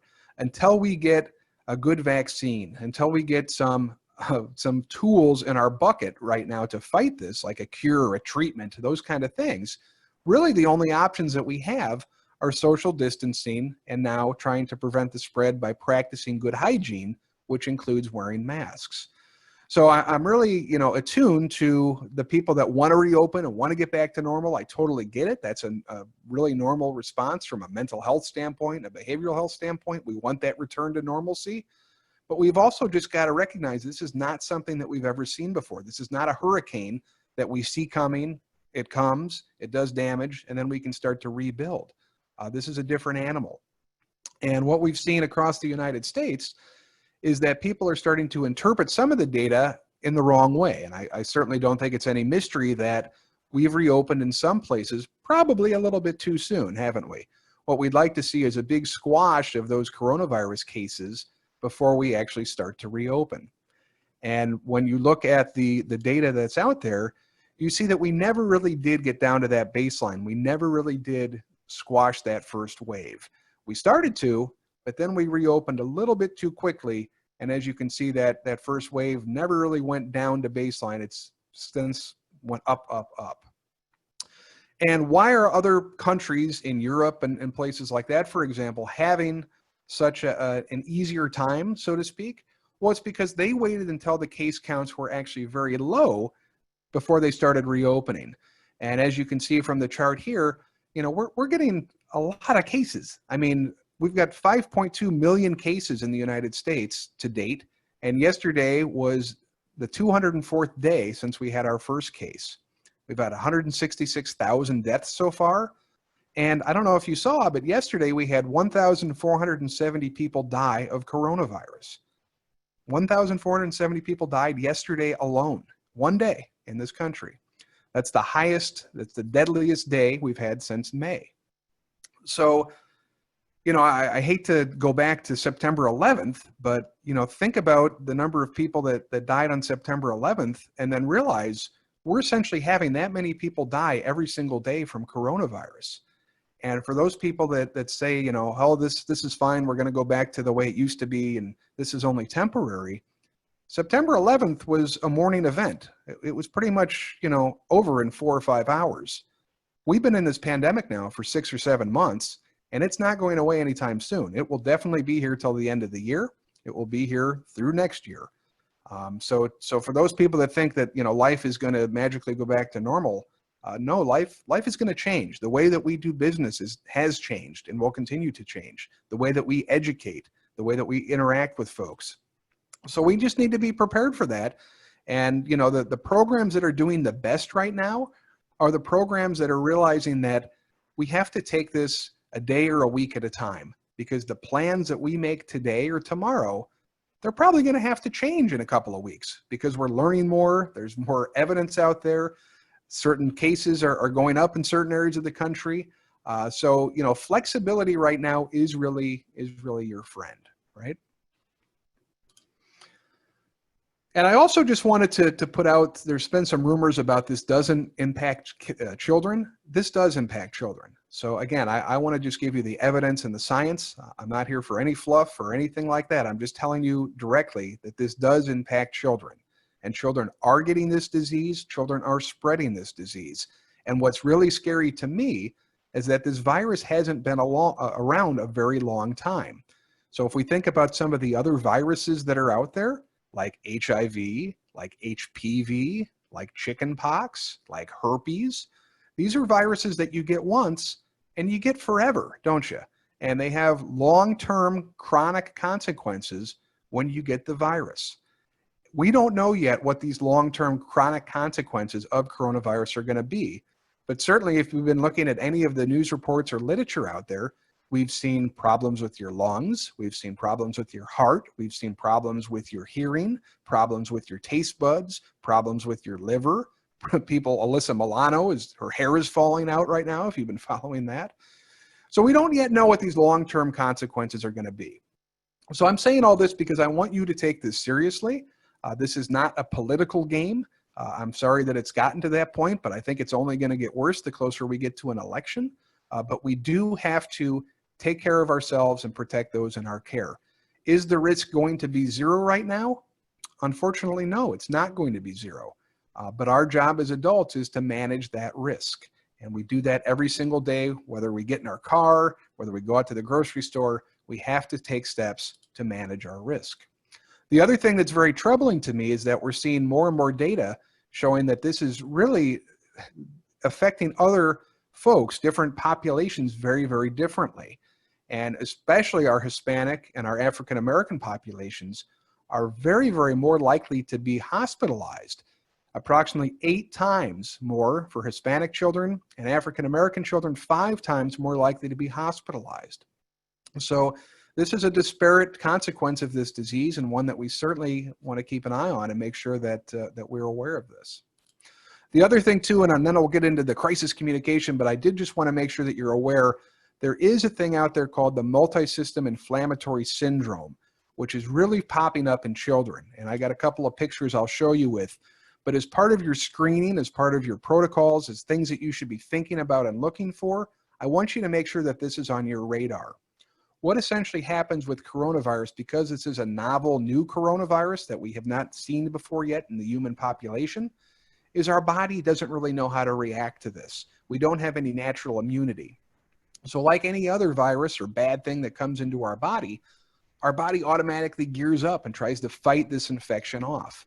Unfortunately, we don't know how to do it because we've never seen it before. And in children, what we're seeing is they get infected. They may not have signs or symptoms for a week or two, but in that week or two, their body's actually trying to fight off the virus. And it doesn't really know how to do so. And what actually happens is the body ends up injuring itself. And it basically causes damage to itself. And then about 2 weeks later, what we're seeing is it manifesting in this rashes and in these red splotches and these things that really look like hives and you know, things like that. And what essentially is happening is the body is trying to fight the virus, but it doesn't know how to do that. And it's actually damaging itself. So if you see a child with splotchy skin, with rashes like this, a lot of times you'll see this in their toes or in their fingers. I want you to really pay attention to that and make sure you get those children referred to a medical provider because in some cases, and not, you know, not all the cases, but certainly in some cases, the children do go south pretty quick and they may need to end up being on a ventilator and those kind of things. So, you know, just something to be aware of as you're going out and doing your screenings and that kind of stuff. We're the eyes and ears of our kids out there. So we got to make sure that we're looking for all this kind of stuff. Andy? Yes, We ma'am. do have one question relating to the portion of the presentation that you're in now. There has been a lot of conflicting messages about getting the virus more than once. Please share your knowledge about that. That's a great question. So, you know, normally when you get a virus, your body produces antibodies, and that's what essentially makes you immune to getting the virus again. The current literature right now, there's some debate about how long those antibodies last. And in fact, if you go, there's two different tests you can get now, right? There's the one test where they put the thing way up your nose and check to see if you have active coronavirus. There's another test that goes back and looks backwards to see if you already had coronavirus. And that second test, the one that looks backwards, is testing for antibodies. However, that test is only effective if you've had coronavirus within the last 2 to 4 weeks. And part of the reason for that is because after about 4 or 5 weeks, it seems like these antibodies in some people start to fall off. So there's a really big debate right now, and the evidence is still out there about whether or not you can catch coronavirus a second time. If you look at some of the studies that were done in the United States Navy, it seems to be, United States Navy and actually in Korea, it seems to be that people have caught coronavirus a second time. Now, what we don't know is maybe coronavirus went dormant and went into a recession for a couple of weeks, and then it reactivated and got the person sick again. So it's unclear if that's a second infection or if that's just the virus going dormant for a period of time and then reactivating. So that's a great question, and unfortunately right now we don't have a good answer for that, but that's certainly going to be a major consideration when we start thinking about vaccines. Okay, so where we're at now is these are kind of the steps that we take to protect ourselves from any kind of an exposure, and you can see there's many different layers, and as we go up the pyramid, we're more and more effective with preventing the spread. So, you know, a few of these we can do right now, right? So the bottom layer, requiring a worker to wear something, that's something we can do. You're going to wear your face mask.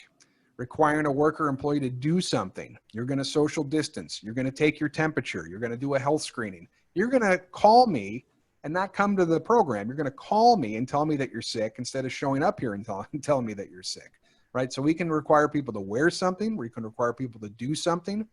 We can also do a physical change at the workspace. And I know many of you have been to, you know, Publix and other grocery stores where they've installed plexiglass to try to prevent the spread.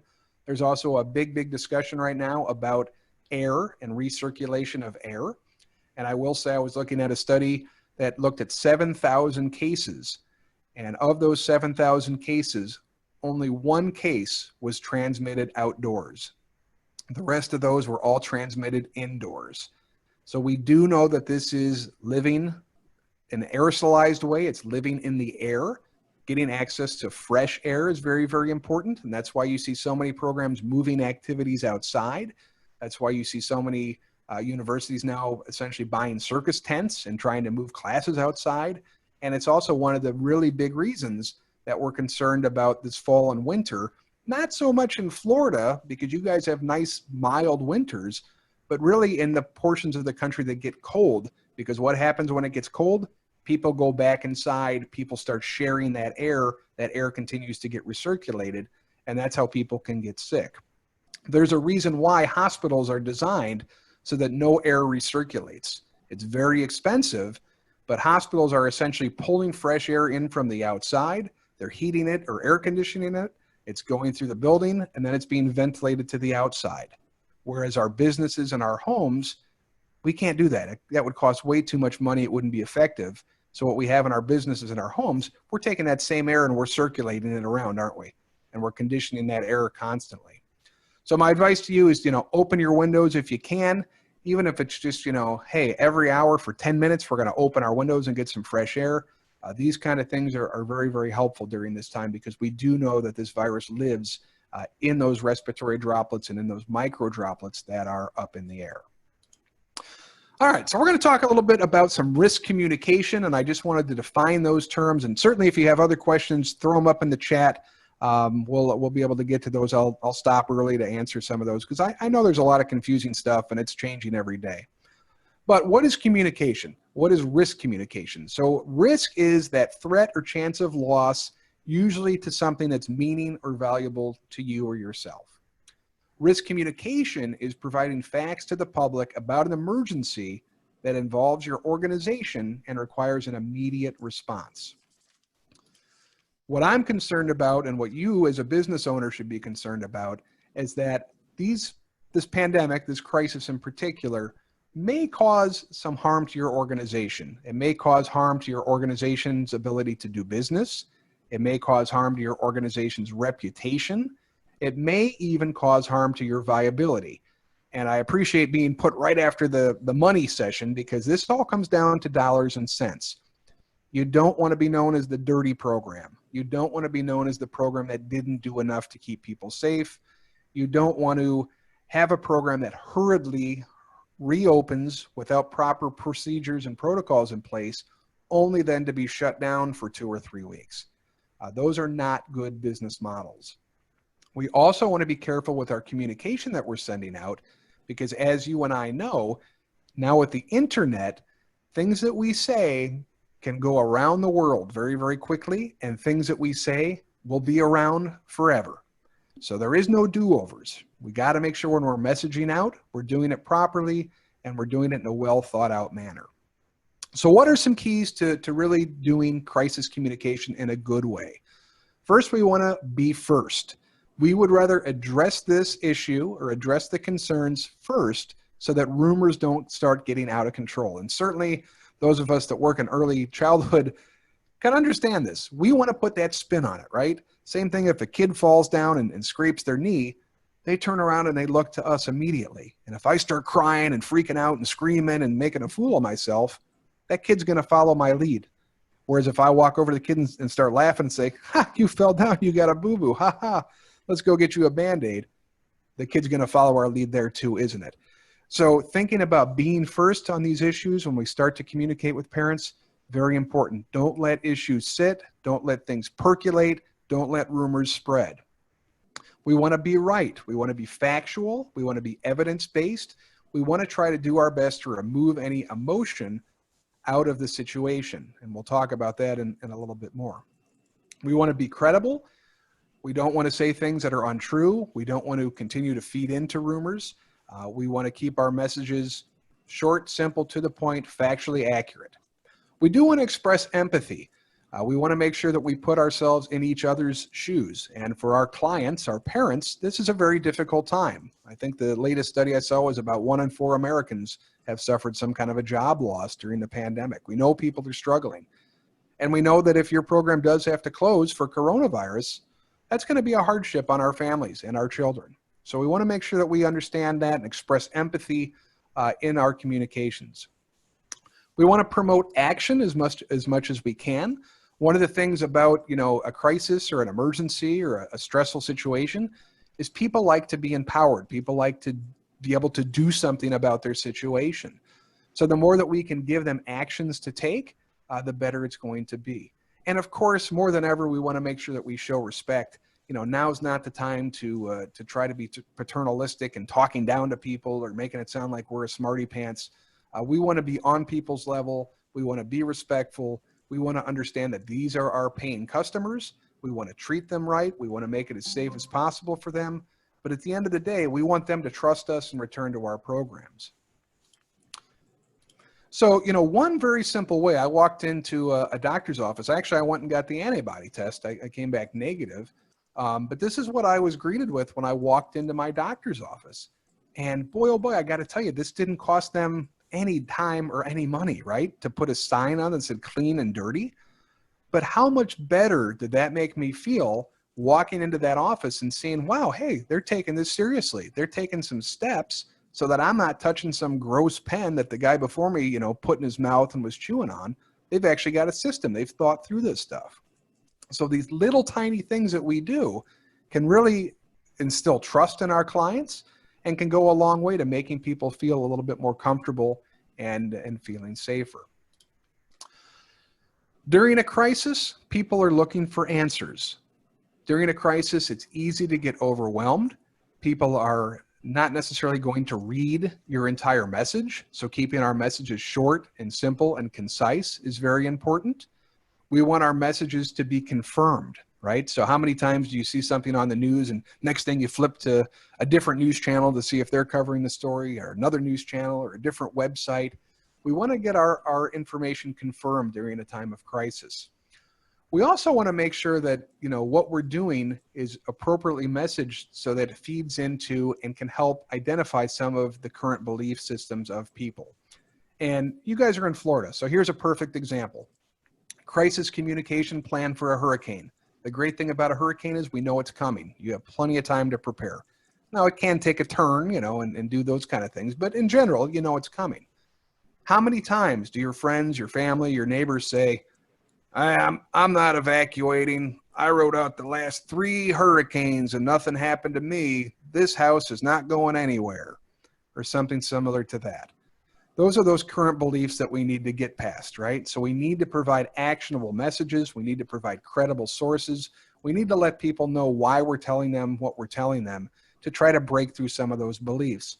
And unfortunately, with the wearing of the masks, we've seen some of this stuff start happening. So, just to kind of keep that in mind as well.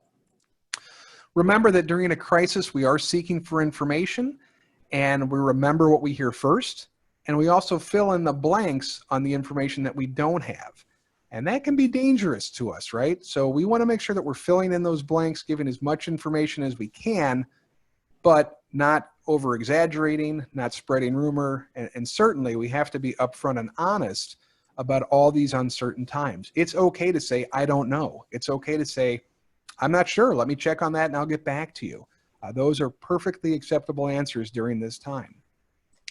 Also, from a legal standpoint, I don't want you to overpromise. I don't want you to say, everything's fine, we're going to be safe, we've made this place as safe as it can be. I don't want you to make promises like that, because right now, especially with the asymptomatic spread, I just don't want anybody to have a piece of paper or have an email or have something that they can come back later and say, hey, I don't know, the director said my child was going to be safe and they caught coronavirus and you lied to me. And now I'm going to introduce that into a court of law and say, look, you're negligent, or you didn't do what you said, or you caused, unnecessary harm to me or my family or my kid. So, just make those messages. Don't promise stuff that you can't deliver, I guess is what I'm trying to say. Fear and anxiety are going to be present. It's not our job to control fear and anxiety. It's not our job to make those go away. We can make those go away by being upfront, being honest, and being trustworthy. But there is going to be some fear and anxiety in this time, and that's just something that we have to accept. Treat everybody the same. I can't say that enough. If someone, if you have a case of coronavirus at your program and you're obviously keeping that information close hold in the fact that you're not releasing names of, staff or students, and you get a parent or a board member or somebody that calls you and say, hey, Lucy, hey, who was the one that was sick with corona? Let me know. No, it's not the time to do that. It's not the time to play favorites. It's not the time to have little backroom conversations. You got to be consistent with everybody, especially when it relates to, medical history and medical records and those kind of things. We do have the responsibility to protect some of that and try to maintain that confidence as best as we can. I've been working with programs all over the country on coronavirus. We've helped them reopen. We've helped them write their plans. We've done training with them. I will tell you, there is a stigma that's associated here. And I'm thinking of an example that happened just last week where a teacher was not at school, but it was a totally unrelated incident. They had something that was going on in their life way before the pandemic. They had to go and get some treatment for that. But I got to tell you, that first day, that second day that teacher wasn't there, boy, oh boy, was there stigma. Boy, oh boy, was there whispers. Boy, oh boy, was there rumors about this person got coronavirus and that's why they're not here. And oh my God, I was in their class. I've probably got it too. And you've got it too. And it's spreading throughout this. These things can quickly get out of control. So I'm just telling you that so you have eyes wide open. Even if you have planned staff vacations or planned staff absences, that can lead to rumors and speculation and all sorts of unhealthy things. So we need to be clear about that as we go forward as well. The good news is we can do some pre-work to try to make our situation a little bit better. And I want to talk about two different buckets about contacts and policies. And there's a saying that we have in the emergency preparedness community that you don't want to be exchanging business cards in the middle of a crisis or in the middle of a disaster. And that is certainly true. So right now, I would encourage you to make a list. Make sure you have up-to-date contacts of very, very important people in your life. Who are those people? The licensing authority. If you have to shut down, if you have questions, if you need guidance, who do you call? Your funders. Stay in touch with them. What are their policies? What are their procedures? What kind of communication do you need to have with them? Your local health department, which is a big, big resource during this pandemic. I saw that in the chat in a few sessions ago. The local health departments are in many cases helping to drive these decisions about contact tracing, about how long you stay closed, about if you have to close, about how long people need to stay away. It is very, very important for you to know your local health department, figure them out in advance, take a look at their website, see what information, what tools, what resources they are offering. These folks are your friends. And they're your friends all the time. I mean, if you have questions about food safety, about indoor air quality, about environmental health issues, they're a resource for you. So you should know them and definitely work with them. Poison Control Center, I know it's required that everybody have that number and have it posted. I will say there's been a dramatic uptick in poisonings as people now are throwing around cleaning solutions and disinfectants unlike ever before, including hand sanitizers. So make sure you have the poison control number plugged into your phone. It's a free service. They're great people there. They really do a lot of good stuff. And I've been at a couple poison control centers in Florida in particular, and I know that they're very top-notch people. Your landlord and your building owner, for those of you that are in lease spaces, for those of you that are in buildings that are controlled by other people, whether that's a strip mall or a church or a business, it's important to be lock and step with those landlords and building owners, because if anything happens, you want to make sure that you're messaging the same thing out in a consistent way. Pam, were you trying to get in there? No. Oh, okay. Sorry. Thought I heard somebody talking there. Your suppliers as well. If you have not already, I would reach out to your suppliers, try to find out what their policies, what their procedures are, how they're handling this crisis, this pandemic. If they have an incident or an exposure or a person that becomes, infected with this, what are their notification procedures?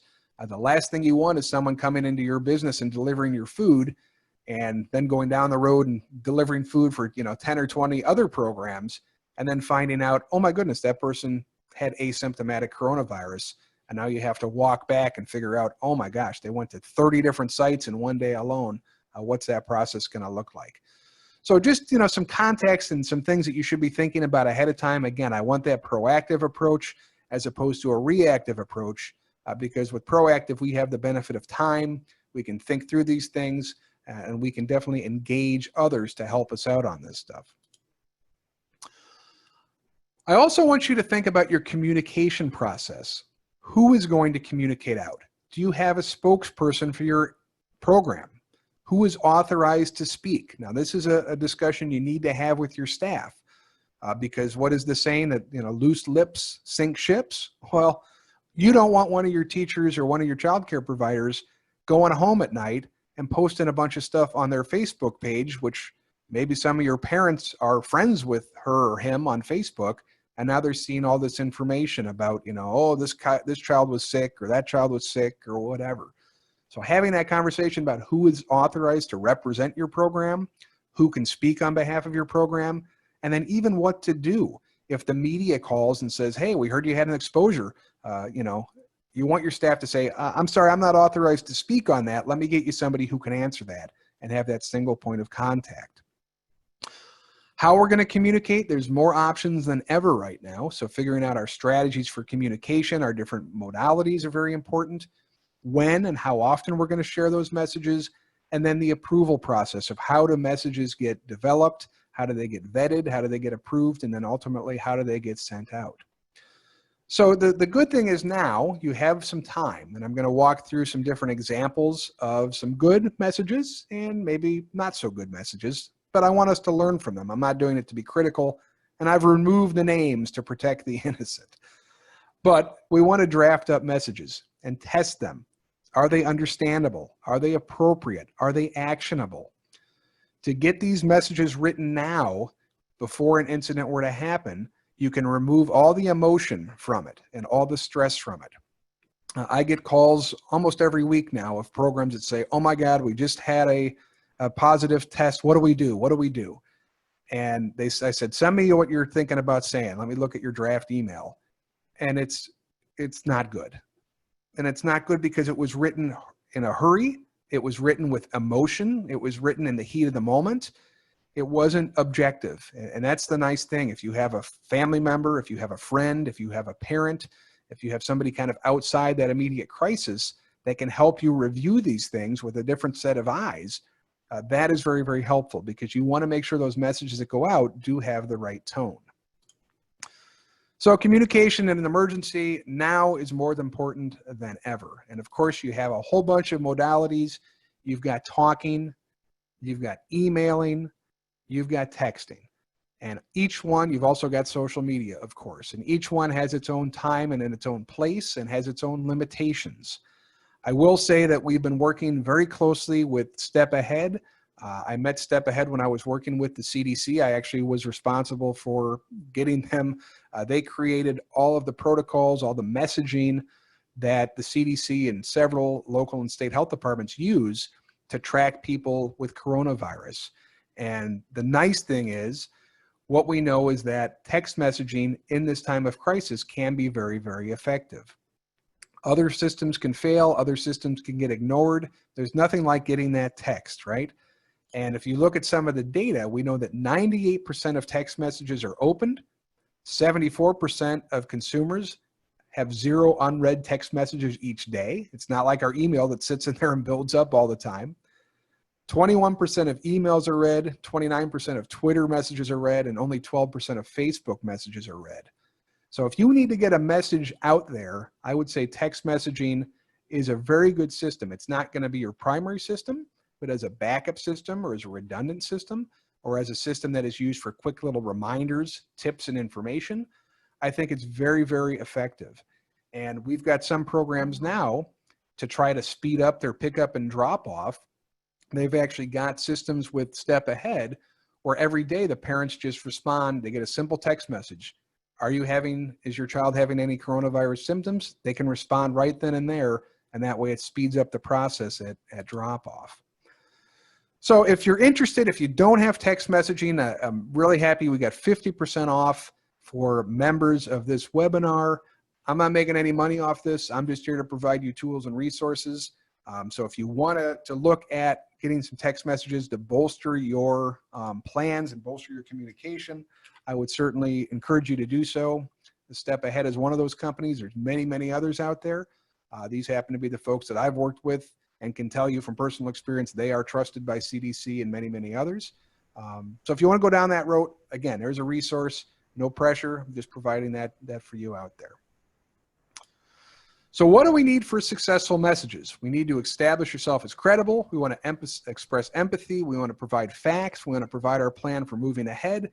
And we may be able to ask for some action. So I want to take a look at a couple of different emails that were sent after a program had a coronavirus test and just show you what a couple look like. And then we can have a little discussion what you think if this was good or bad. Dear parents, based on the direction from the health department, the children and the teachers in the impacted classroom will be quarantine tested and interviewed for contact tracing purposes. The center will remain open. The room will be completely disinfected and remain closed until the quarantine period is over. We are positive that children in other classrooms did not come into close contact with the infected child. They're positive of that. I don't know that I would be that bolden. If your child has been affected, we are offering a full tuition credit for the time they miss. If the affected child has siblings who attend the center, they must also remain home and the tuition credit will be applied. Therefore, if your child has not been impacted but you are nervous to send them, you are welcome to keep them at home. However, you will not receive the tuition credit. So if you were the parent and you were on the receiving end of this email, I wonder what your reaction would be. Now, I don't know for certain, but I'm thinking that they wrote this in a hurried manner, and I'm saying that because the language, the tone, it's kind of defensive. There's a couple misspellings in here, as we noted, a couple things that I don't think I would say had I thought about this ahead of time. And I also think the way that they closed the email was a little bit, I don't know, I don't want to say rude, but maybe it was rude. It certainly wasn't empathy like we're talking about, right? So that's one example. Let's look at a different example and see what a different program did. So I'm going to share a Word document here. Andy, you have 5. Gotcha.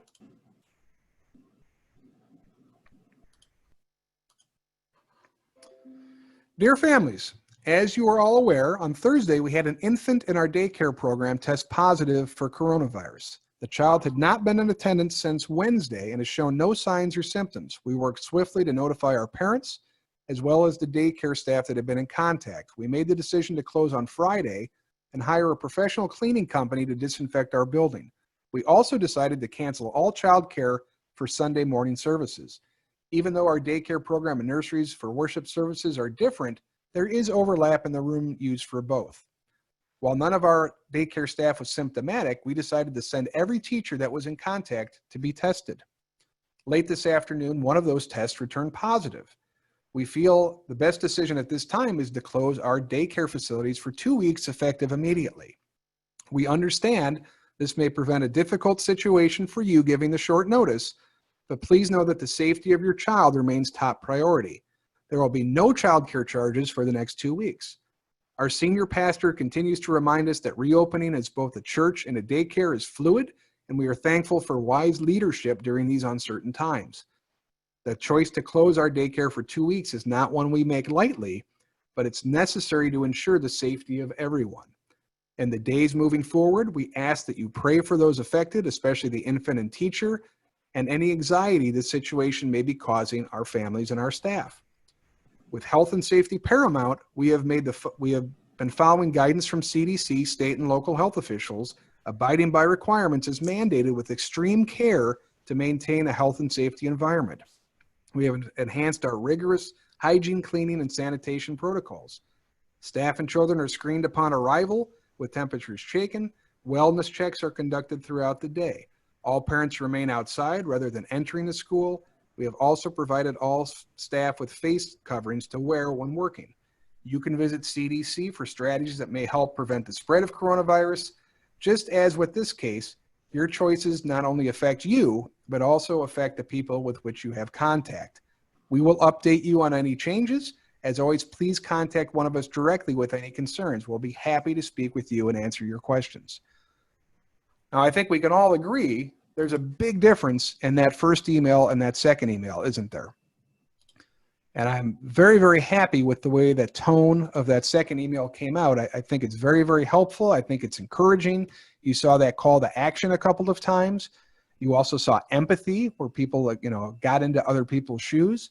And it also talked in specific steps about what they're doing and re-emphasized throughout the email that the health and safety is important, and that's what's driving these decisions. So 2 very different examples. I think if you were a parent on the receiving end of either of those, you would probably feel 2 very different ways. So I'll make those available for you to look at and to craft from as a starting point. But I do think these are the kind of things that you need to have in your arsenal as we go forward, okay? If you've enjoyed today's session, we have a whole host of other trainings that you can find on our website. We'll make those available, of course. And one other thing that I just wanted to say as I'm closing here, I know a lot of folks have had a hard time getting supplies. We have worked with suppliers throughout the country to actually purchase in bulk and get really good prices on supplies and PPE and equipment for the childcare sector. So if you need supplies and equipment, go to our website. We can get it shipped to you within a week. We've got masks, we've got face shields, we've got Clorox wipes.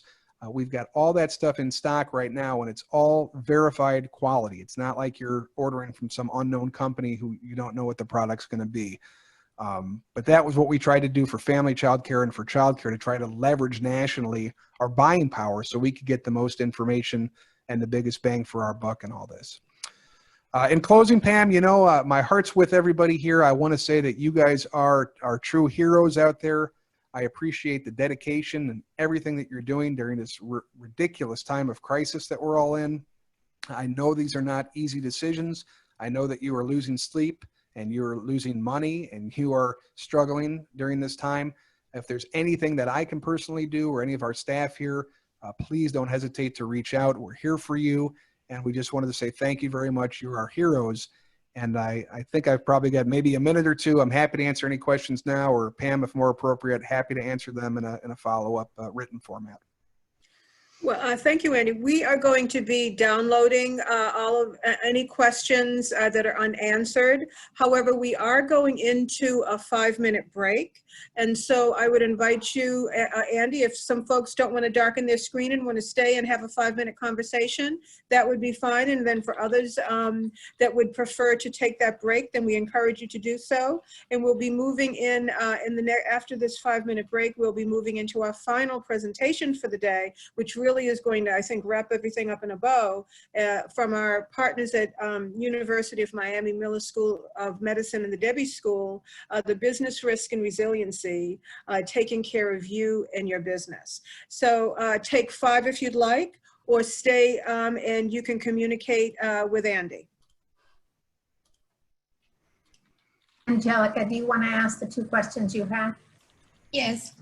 So for Andy, I got this question in the chat. So they say we should have no more than 10 students in a classroom. However, it takes only 1 student to spread just by breathing in the air. So hand washing and sanitizing does not stop the spread. What else can we do to prevent the spread amongst other students in the classroom?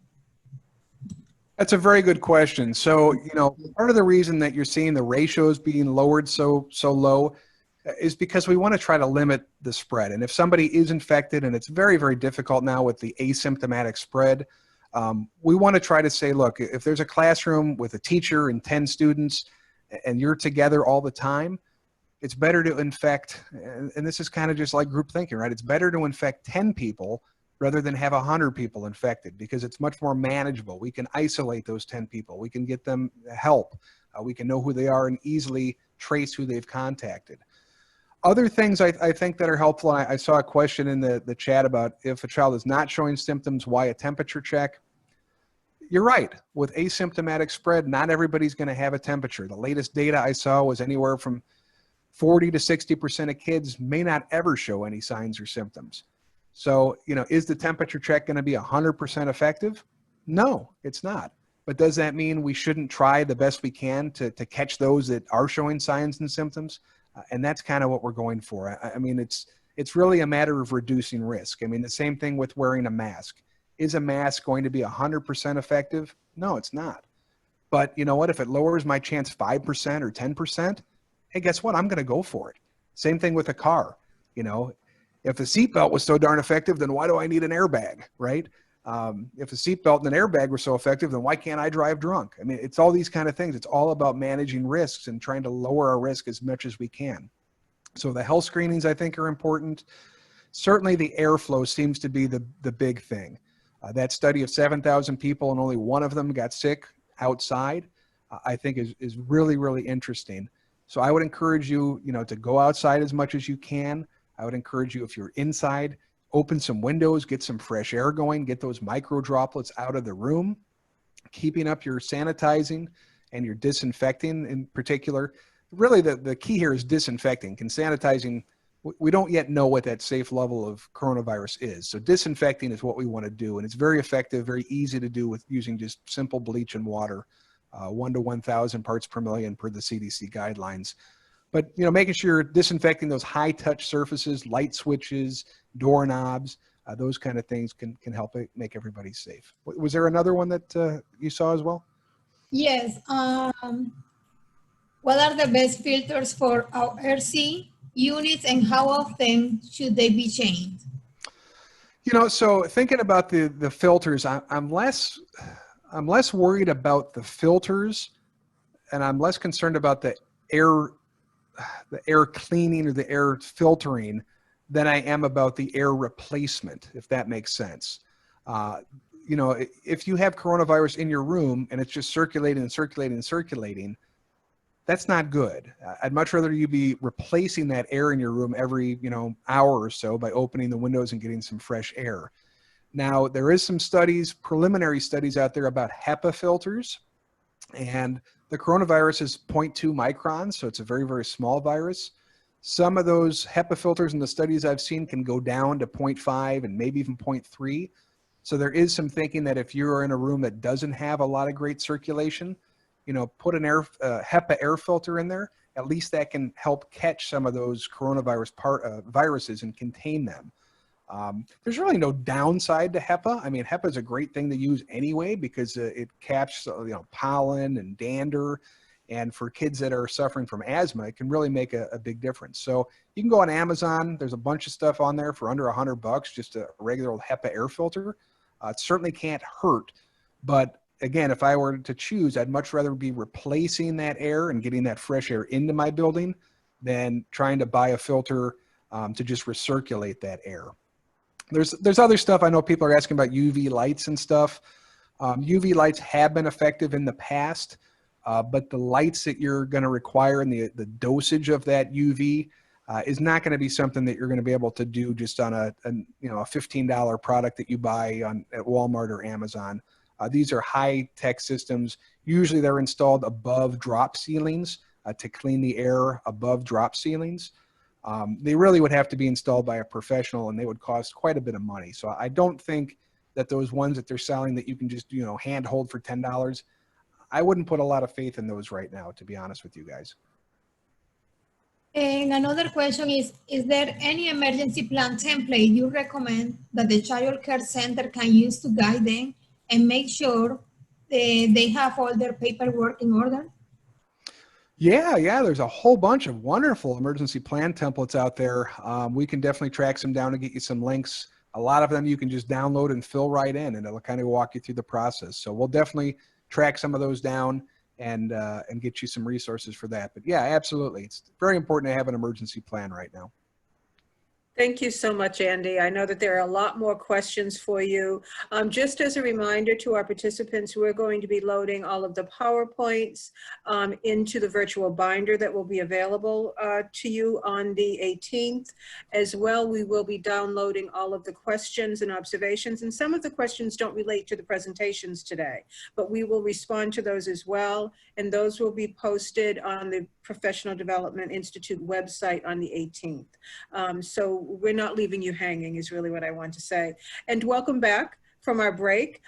We have had just a wonderful morning and afternoon thus far, opening with a powerhouse panel presentation by 4 very dynamic early education leaders and owners and leaders and directors in our community.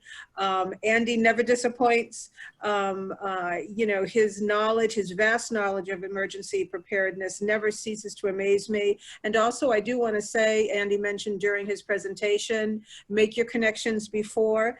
And I can vouch for that because I met Andy via telephone 2 days before Hurricane Irma hit Miami. And he certainly was a godsend to the Early Learning Coalition, and especially in Monroe County, as we went through the recovery from that. And he has been a valued and trusted colleague and consultant to us. I also want to mention, before we move into our next presentation, that in addition to accessing a full array of classes and training opportunities on the Institute for Child Preparedness website, you will find 9 classes from the Institute on the Professional Development Institute website. We actually have contracted for 9 of the Institute's classes relating to COVID-19 and COVID-19 recovery, and Andy has done 2 institutes for us as well. So, and we could possibly get him back for another time to spend some time working with providers. And with that, let's move on to our last session of the day, which I think really will pull it all together. We are so pleased to welcome Tatiana Hidalgo Ferrer, along with Kathy Vergara, both from University of Miami, one from the Miller School of Medicine and the Jumpstart program, the other from the Debbie School. And the focus for this last presentation is charting the course for childcare mental health. And the focus here is on adult mental health. The idea of the stress, the stress just looking at the budgets was in the forecasting tools, I'm sure for many of us, the stress was up there. And Andy certainly touched on the stress and the need to keep a cool head and to really having a plan and not working under pressure. Tatiana and Kathy are going to talk to us today about ways that we can take care of ourselves, how we can manufacture resilience inside of this pandemic, and a little bit on health and safety at the end of that presentation. So with that, I am turning the floor over to our final presenters of the day, Tatiana and Kathy.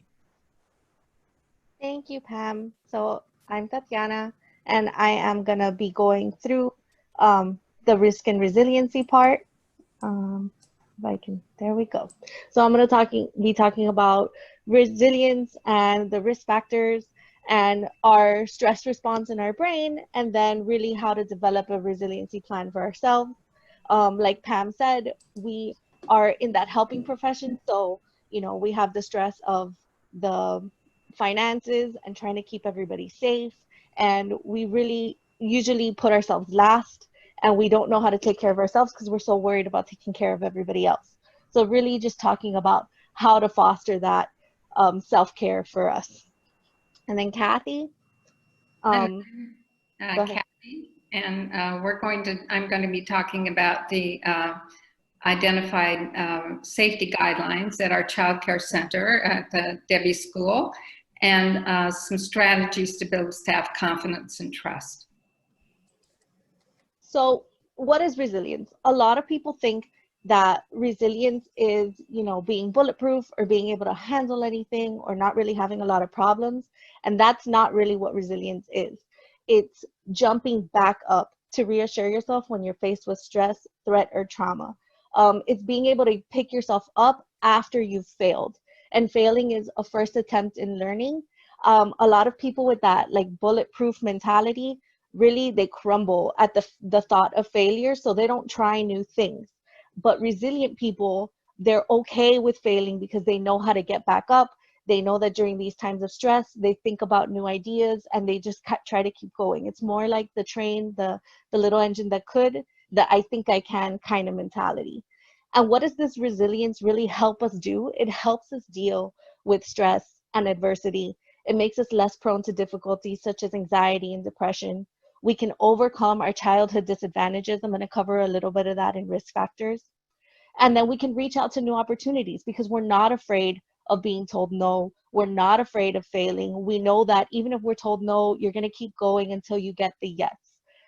So you have that self-esteem to keep trying and to keep going. So some of the risk factors that can impact resilience: a loss or separation. And a lot of these are really based on our early childhood relationships and our attachments. It's that knowing that our world is a safe place and there's somebody that's there for us. And if we don't have that, then that's a huge risk factor for somebody who's not as resilient. The family disharmony, parents with mental illness or substance abuse, a traumatic event or some kind of violence or war or a natural disaster.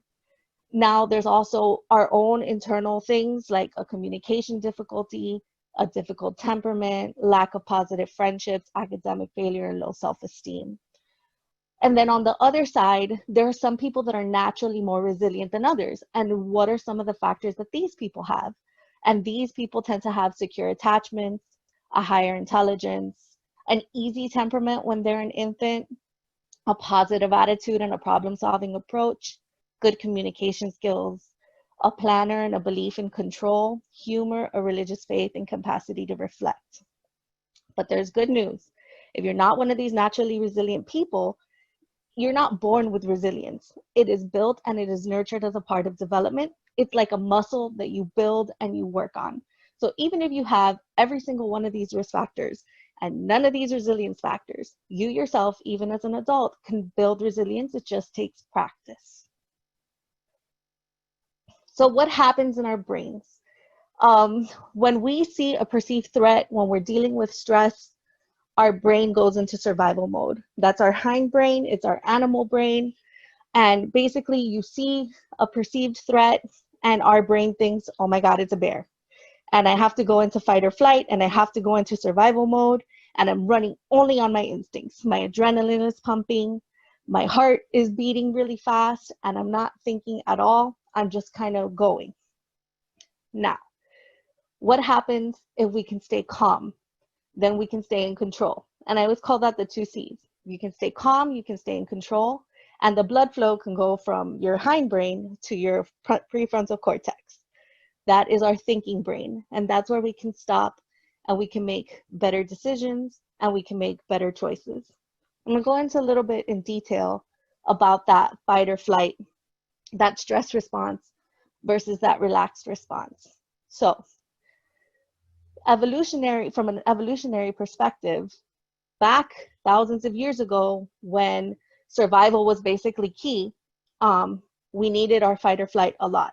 Because let's say we did see a bear, you couldn't stop and think, I wonder what that bear is thinking. What kind of bear is that?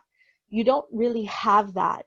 But now, thousands of years later, there are not a lot of bears to handle unless you go camping. So anything as simple as somebody coming to say hi, if you live in a world of that toxic stress, our world wasn't very safe growing up, your brain might see somebody coming up and saying hello and automatically think, oh my God, it's a bear. So using that example of coming up and saying hi, some random person coming up and saying hi, I'm gonna go through that fight, flight, freeze response. So somebody comes up and says hi. If you are and I want you to think about the kind of person, the kind of reactions that you have, because that will be helpful in making the resiliency plan. And think about which one sounds more like you. So if you tend to go into fight mode, you tend to go towards the situation, your mind is to go attack. And you think anger, irritation, frustration. So somebody comes up to say hi and you're like, what's wrong with this person? What do they want from me? We tend to want to blame them, insult them, or mistreat them. Flight mode is more of running away, hiding from the situation. That has more of a feeling of anxiety, fear, panic, denial. So that's somebody coming up to say hi to you, and before they even reach you to say hi, you've already crossed the street, and you're not even in the same road with them, so that they don't say hi. And you're more likely to avoid, omit, sabotage. And then there's a third one, which is freeze. Evolutionary wise, you either fight, you run away, or you play dead. So this is the freeze response, the play dead. We become immobile. And that feeling is more of like a dissociation, a depression, a numbness, a hopelessness. And what that would look like in our world, somebody comes up to say hi, and maybe you just nod and smile until that person goes away. You have no idea what they said to you, but you're just complying and rationalizing, and your body's just completely shut down. But you're just telling yourself, I'm just going to nod and smile until they're done and they walk away. So that's the stress response. That's what happens when our animalistic brain kicks in, our stress response kicks in, and we're just running off of instincts. So the relaxed response, when we can stay calm and we can stay in control, we're more oriented to our environment. We have that feeling of safety, that feeling of connection. We take a deep breath and we can think to ourselves, why might that person be saying hi? Let me listen to what they have to actually say before I make a judgment, before I make an action. And we're more likely to be compassionate, joyful, curious, and open to that other person. So that's what we're trying to reach, that base, that relaxed response. We don't want to be working off of our instincts for every single thing. We want to try to be able to be using our thinking brain. So why is it so important to think resiliency? Our thinking affects what we feel and do. And thinking is a form of self-talk that comes between what happens and the response. And it's the self-talk that causes us to get upset. It's not the actual problem, and it's not our actions. It's the thoughts that happen in our brain in between those two things. And the good thing is that with neuroplasticity, that's like our brain's ability to shape itself based on repeated patterns. The more you practice that, taking a deep breath and staying in control and using your thinking brain, the more automatic that becomes. However, on the other end, if you are more likely to go into survival mode and everything is a bear, that's going to be your automatic response. So this is really where we build that resiliency muscle and that practice. So an example that Robin had given at the end of the panelist discussion, where you can have two choices. You have that COVID event, that adversity, that's something bad that had happened. The thought that goes in your head, you can either go in the direction of, oh my God, this is the worst thing in the world, my business is ruined. And then the consequence really is, that inability, maybe you blame, I didn't get enough help, the parents were terrible, and that's the consequence. And maybe your business closes because really you had all those negative thoughts.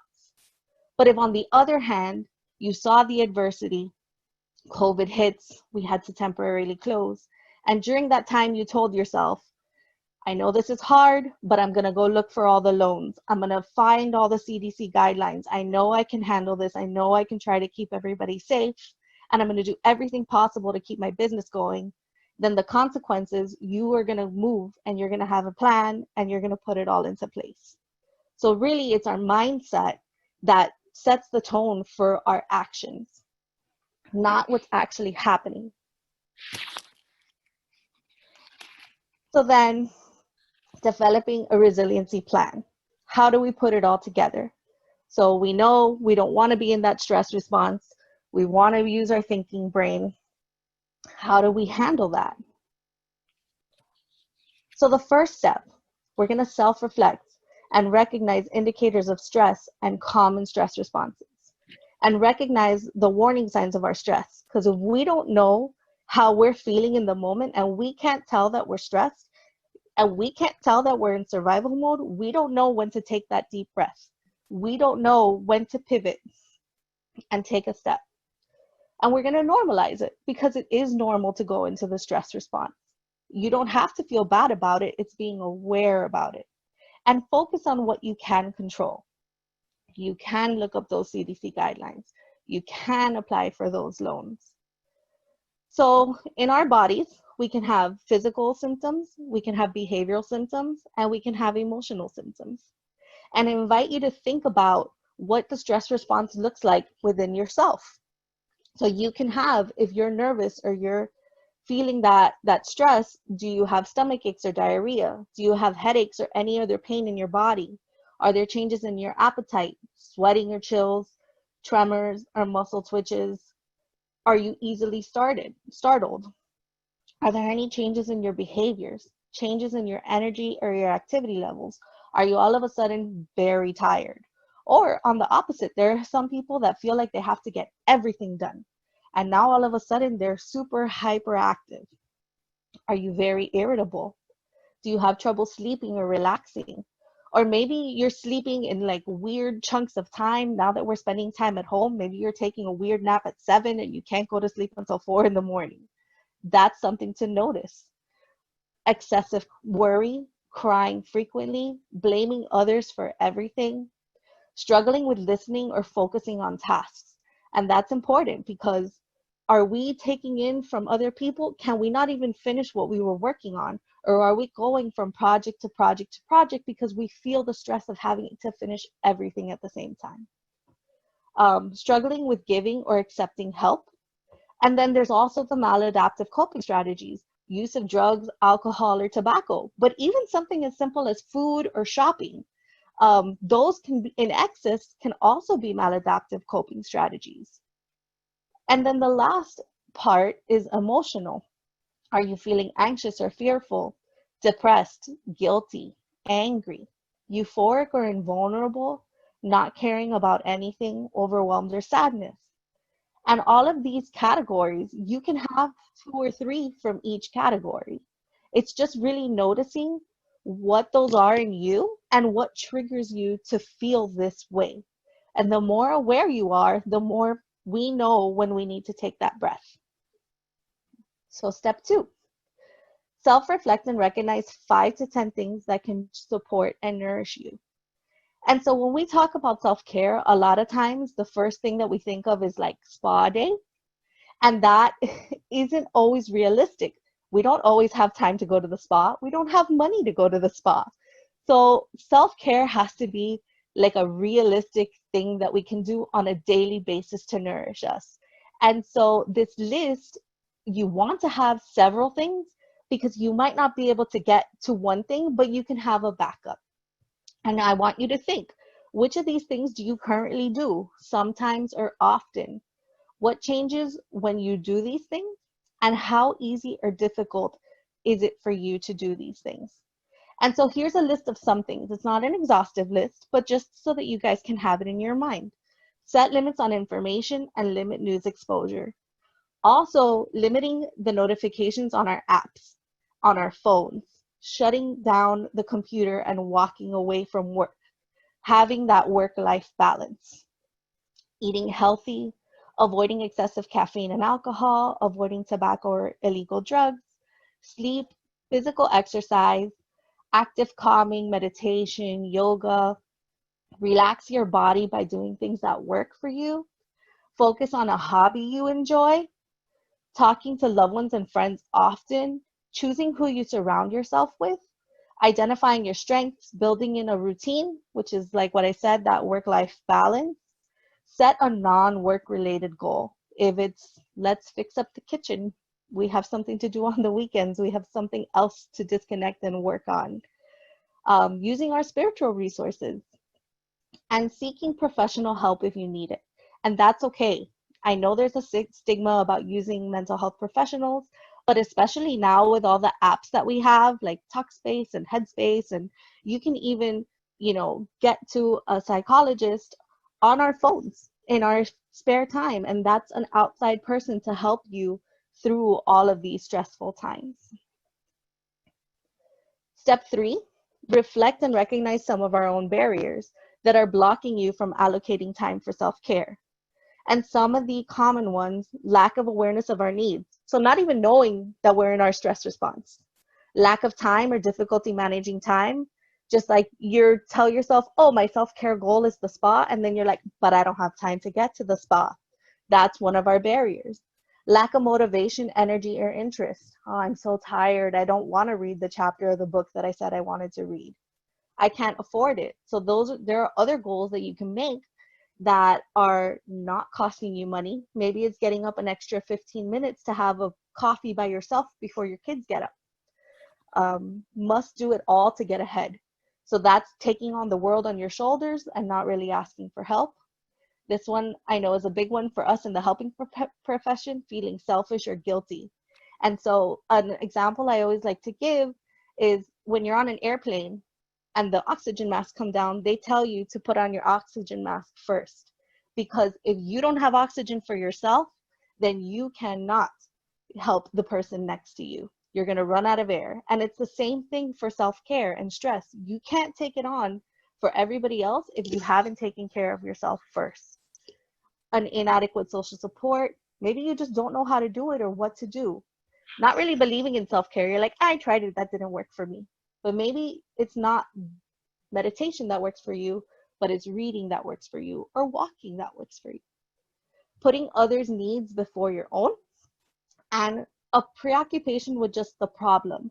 So if you're focused too much on that budget, and you really, I have to put all my energy into figuring this budget out, you need to be able to take a step back and think, let's take a breath and let's come at it once I'm relaxed from a different perspective. Step 4, acknowledge those barriers and commit to at least one thing for the next 3 weeks to increase your resilience. So commit to myself with positive self-talk. So those thoughts, those positive thoughts are going to help push us. And you're going to think, you're going to make an actual plan. What am I going to do? When am I going to do it? And where am I going to do it? Think about what you can add into your life that would bring you meaning, joy, and increase your well-being. Start with 15 minutes a day, making one self-care activity happen. So it's not going to take your whole day. It's only going to take 15 minutes. And if you don't know where to start, think about sleep, nutrition, hydration, and exercise. That's a good starting place. And then the last thing we're going to do is we're going to identify our support system and how we're going to reach and contact the support system when needed. So I want you to make a list of everybody you interact with. Who? Family, friends, clergy, professionals. Where? Think about your house, your work, your church, Starbucks, sports, the gym. Think about all the places you go and who you interact with on a daily basis. And you're going to ask yourself these questions. Do I feel respected by this person? Do I trust this person? Does this person bring out my best qualities? Does this person allow me to feel good about myself? Do I leave interactions feeling positive? And then you're going to reach out to the ones that you feel safest with, and you're going to either start a relationship with them again. Maybe they were friends from college and you're only Facebook friends with them. Reach out to them, see how they're doing, reconnect. And it's a two-way street for these relationships. You're not going to feel comfortable reaching out when you're in crisis. You need to reach out when you're calm and when you're in a good place, and you build that relationship so you do feel comfortable when you are in stress mode. So support systems are only effective if you use them, and asking for help is the big step. And you need to feel comfortable with that relationship so you can take that step. And then lastly, setting appropriate boundaries. There are some people in our lives that are just not safe, and they just kind of suck our life out from us. And you leave those interactions just feeling drained because it's always about them and it's a take. And that's not a safe person to have in your support system. So think about who reduces stress and not who increases stress when you're talking about your safety circle. And the last thing I want to touch on is what happens if that list is really small and you don't really have that support system. I want you guys to think of different places that you can reach out to. So volunteering is a good place. Think about an organization you want to help and where you can volunteer your time, taking up a sport or joining a gym, starting a book club, meeting your neighbors and coworkers, joining a professional organization, and then lastly, and very important during this time of COVID, using our online resources. So you can do an online book club, you can meet in Zoom meetings, you can join, you can talk to your family through weekly Zoom meetings or FaceTime calls, and really using our online resources so you don't put yourself at risk and you don't feel unsafe. Okay, so now I'm going to pass it off to Kathy. I thank you so much, Tatiana. And Tatiana and I are both connected with the Mailman Center for Child Development, which is part of the University of Miami Miller School of Medicine. And the Debbie School, if we go to the next slide, I can't. Tatiana, can you change the slide? Thank you. So the Debbie School is a division of the Mailman Center, and people often ask, so why is there a school within the middle of a medical school? It is unusual. One of the Mailman brothers who helped establish the Mailman Center's granddaughter was Debbie, and she had cerebral palsy. So he wanted there to be a center, a demonstration school, as a division of the Mailman Center. So we have been there ever since. And as a demonstration school, what makes us a little bit different is that along with providing educational programs and service, we do a lot of training for university students and interns and residents. And also there are many research projects that take place at the Debbie School. So our educational programs, which is the next slide, we have 3 educational programs. One of our missions is to serve children with disabilities. And so we have our auditory oral program for children with hearing loss. And that goes from age birth up through 2nd grade. Then our Birth to True Early Education program is for children with disabilities, birth to 3. And then our Early Childhood Education program is for children without disabilities or children who are neurotypically developing. And these kids are the role models in our inclusive classrooms for children with disabilities. So when the COVID entered our world, the Department of Pediatrics asked us to stay open and not to close because we needed to continue to serve the children in our early childhood education program. Many of the parents are frontline workers in the hospitals on the university campus and Jackson Memorial Hospital, or first responders. So there was a tremendous need for us to stay open. So we had to practice the resilience that Tatiana was talking about in order to do this. And all of a sudden, as all of you directors know, change our focus, get ourselves together. And we have contracts with Dade County Public Schools for so all of our children with disabilities were served at home via distance learning. So we had to develop a distance learning program. And then we had to begin to transform our school. And there's been a lot of talk today about following the CDC guidelines. This, of course, is critical, and they're often changing, so you need to go in and check them. But these basic mandates or guidelines, basic safety guidelines, we see initially they weren't everywhere. We were one of the first schools to mandate masks, but now you see them everywhere. And we have to, for the Debbie School, these are really a part of the fabric of our school. Just because they're everywhere and maybe they become commonplace, we can't dismiss their importance. They really have to be a critical part, of the school now in order for us to keep our parents and our children and all of our staff safe during this pandemic. So as a result of this creates confidence in the community, in our family, about the fact that we are following the guidelines and they can trust us to provide safe services within our childcare setting. So this has worked very well for us. We have COVID signs throughout the school where you do all the cleaning and disinfecting, but one of the most important guidelines are the mask requirements, and I'm going to explain more about that.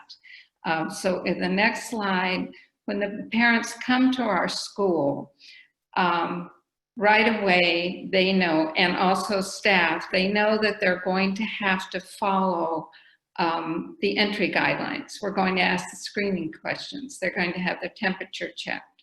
All of these things. People are, we have sanitation, hand sanitizer stations throughout the school. So it just, everybody knows that these guidelines are a critical part of the entire day. So the children are safe. And really, it's the director that establishes this protocol. And then everyone begins to develop trust, because many of our staff, when we first started, were very afraid, and they still are afraid. So the important, as Tatiana was saying, is to validate their feelings and to help them develop confidence and trust in the school. Now we have that. Many parents come and they say, you know, I know everything's going to go well. We trust what you're doing. We trust all the protocols and procedures that you're following. So if we go to the next slide, also within our classrooms, our children wear masks. And initially, everyone said to me, kids are not going to wear masks. They just simply aren't going to do it. But they all do. They love to decorate the paper masks. If they are wearing cloth masks, we recommend that they have one for every day of the week, so they always have a cloth mask. If I've accidentally walked out of my office and didn't have on my mask or forgot my mask, I've had young children remind me, Kathy, you forgot your mask. So it really just becomes a part of the school environment. It's really important in the classrooms to maintain consistent staff-child ratios, to create small groups, work with the children in small groups, or what we call pods. The classrooms are really self-contained units. We limit mixing children and staff, stagger special activities. We have distant seating in our classroom, separate play areas. And of course, I know in childcare centers through the years, it's always washing hands, but we now do it even more than we did before, which we thought was a lot. But everybody washing their hands frequently, including the children, is very, very important. So let's go to the next slide. Our team, the Debbie School team, is made up of our staff, our children, and our families. And this is so critically important because if there's a weakness in one member or one part of this group, particularly between the families and the trust between the families and the staff, or if the staff don't report things the way they tell us that they're sick, then there's going to be a breakdown. So it's really critically important that the director, and what we have really tried to do is have frequent meetings and build trust. And training on all the guidelines that I've talked about has also been very, very important. The university did a wonderful thing. They had us all take a module on their guidelines and their safety guidelines, and then everybody had to sign an attestation. So everybody is on board. They're going to follow the procedures, emergency and safety procedures in place, so that we can then provide a rich educational model. In the fall, we're really looking forward to providing, and during the summer, we provided a blended model where we provided distant learning for some of the families that weren't comfortable coming to school, and this included all of our children. And then we had families that really needed to have their children in school setting and wanted them there. And so we were able to provide in-school services as well. The next slide. And as I said, it's really very important to have frequent and transparent communication with the staff and the parents. We work very hard to build trust with our staff and to validate their feelings and provide them with factual information. We really try to avoid any kind of conspiracy theories, rumors that go around. We just always stay only to stick to the facts. And we did have a staff meeting, for example, where one of the, as was discussed before, one of our staff members felt stigmatized. She had been working from home and then she came back to school. She didn't have COVID or any issues, but people thought she did. And so, but just because she had the confidence to mention it during a staff meeting, this developed and opened a rich conversation with everybody. And we've really been able now to openly talk about it and move forward. And I just want to say, as managing stress, it's important for your staff to do little things to reward them. And we do celebrate success. I go around, we compliment people on different ideas they have to help with the safety and the protection of the children. So building this community team, we bring the parents in and we talk very openly with the parents about all of these issues. So all of this is what has built trust in the Debbie School to handle, to work with children during this time. And the next slide. So we have had COVID and at school, and I wanted to talk a little bit about it. And before I said it's so important, the mask wearing during the day is, while the children are at school, is so, so important. And I know that this has been made a political issue and a lot of people do question this, but now more and more it's coming out how important the mask is. But we have one of our staff members was exposed to COVID and was pre-symptomatic, came to school and then transmitted it to 2 other staff members. When we learned of that she tested positive, then we worked through the university with the contact tracers. And the thing that we found out, and just by investigating and watching through our school, is that we had everybody tested that she had been exposed, that had been exposed or connected with her.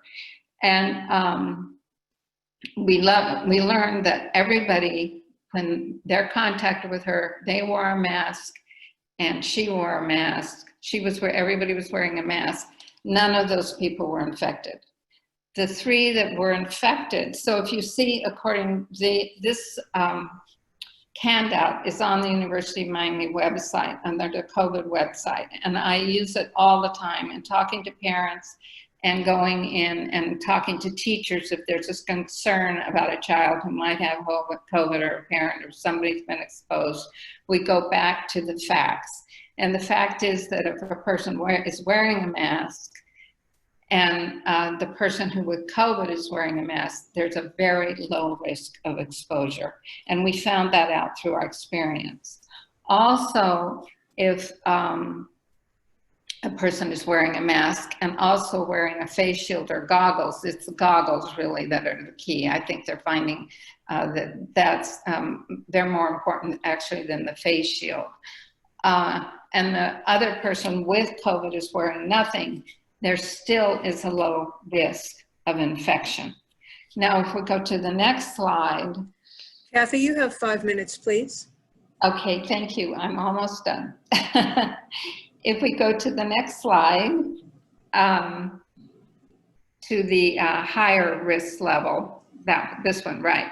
So you see if the employees are not wearing, if the 2 people are not wearing a mask, and this is what happened to us with the other 2 employees that got it from the original one that brought it into the school, is they ate lunch together and they took off their mask and they didn't social distance. And so they were infected.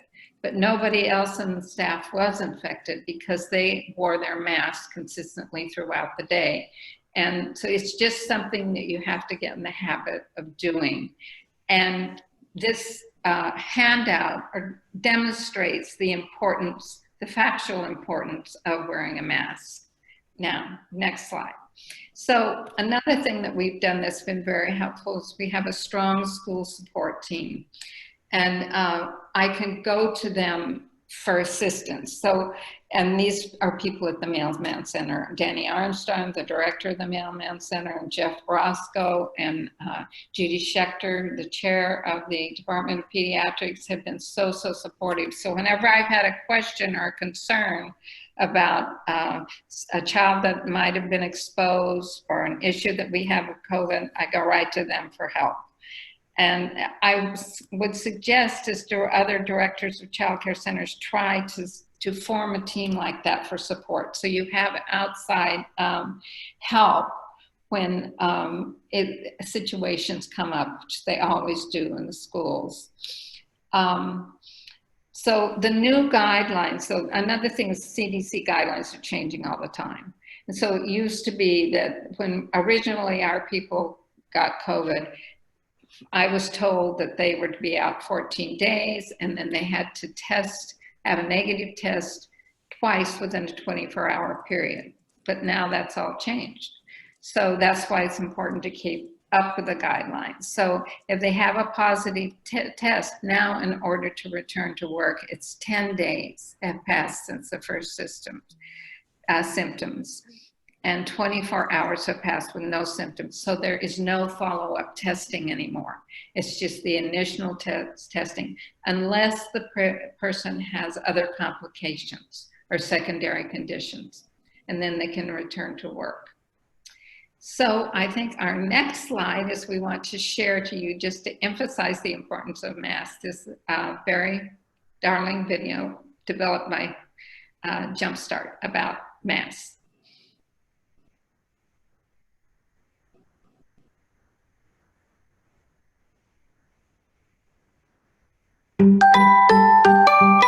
Many masks. Masks are used for many things, from Earth to space and in between. Dentists wear them while they clean your teeth, and firemen use masks to help them breathe.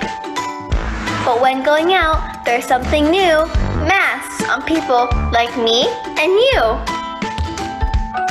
Whether in parks or schools or the grocery store, we must wear masks to go out. But what for?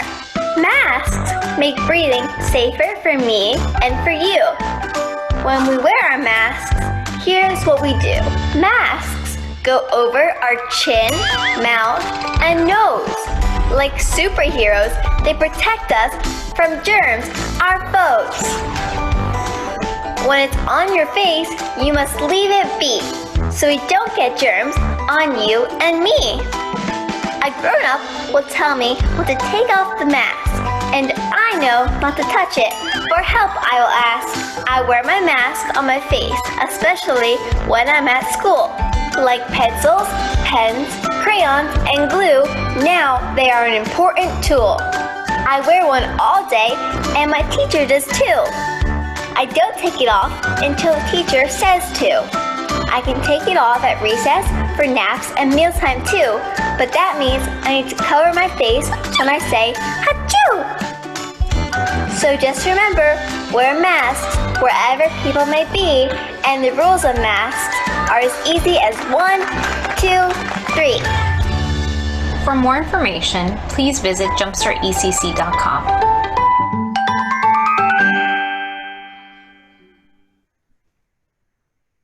Very well done. Thank you so much, Kathy and Tatiana. A great way to bring us full circle here today. There are some questions in the chat box. If either Kathy or Tatiana are able to put the link to the mask video in the chat box, I think the participants would very much appreciate it. If you are unable to do that, it will be included in the virtual binder that will be available on the PDI website as of Tuesday, the 18th. Just as a reminder, all of the PowerPoint presentations, other links and attachments will be in that binder for your future use. The recording again will be available on the 18th. We will be downloading the chat box questions and distributing them among the presenters so that they can provide any additional responses that are necessary. Those also will be available as of the 18th. And all of the contact information for the presenters and panelists will also be available in your virtual binder, although I am aware that many have been sharing inside of the chat box today. I hope that you will take some time to let us know what you thought about today's summit in the chat box. It will be very helpful to us in evaluating what we've brought to you today, but also to guide us as we prepare future presentations and opportunities to bring all of you together in situations like these. Before we do closing comments, I just want to take a moment. This does not happen in a vacuum. I always use the analogy, the Wizard of Oz analogy with Zoom today, that there's somebody behind the scenes pushing buttons and pulling levers and so forth. And largely, along with our presenters, that's been the staff of the Professional Development Institute today. So I do want to take a minute to give a big shout out to Adelina Mercedes Gross, who is the Deputy Director for the Professional Development Institute, and a CJAC, who is our training manager, and all of the training specialists, many of whom you know, that have been working the chat boxes and have been here lending support today. It truly does take a village.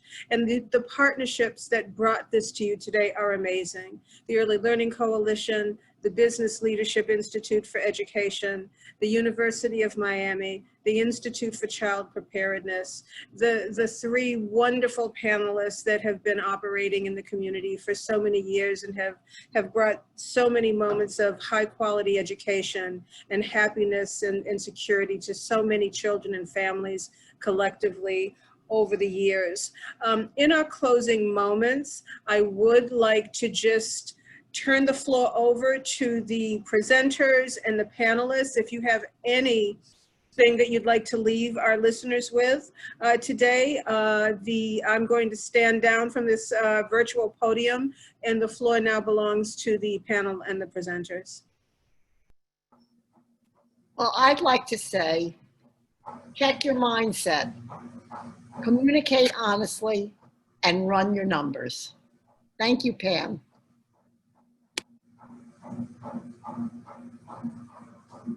Pam? Hello, it's Juanita. I'd like to say that I'm sorry. Go ahead, Juanita. Oh, okay. I would like to say, like it's been said all along, just make sure that you stay true to yourself. And if you're in this business, be in it for all the right reasons, because it's just not for the funds or the money. Is for us to serve our community and educate our children and keep, most of all, our staff with jobs, as well as to take care of our staff financially, health-wise, and just stay safe.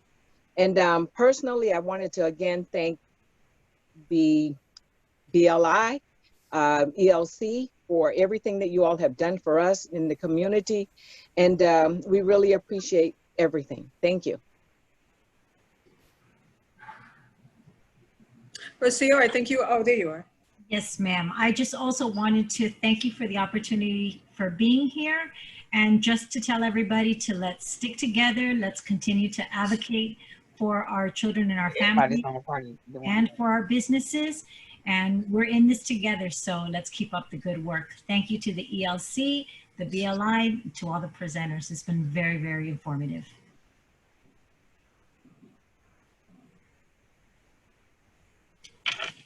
The same, I want to thank everyone for joining us. I want to thank Robin for the opportunity, and the ELC as well. We are in this together, and the more we network, the more information that gets put out, together we can make a difference. And we're here for the children, and we're here for the future, and we're here to stick together. Thank you again. Thank you, Sue. I would like to thank everybody for participating. Also for giving me the chance, to share all the capacity of business that we have.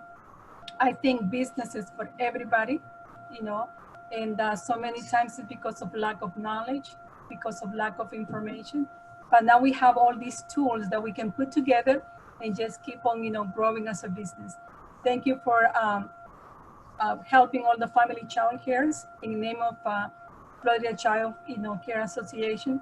We thank you for all the backup that you give us. So you have a wonderful day, and thank you one more time. Thank you.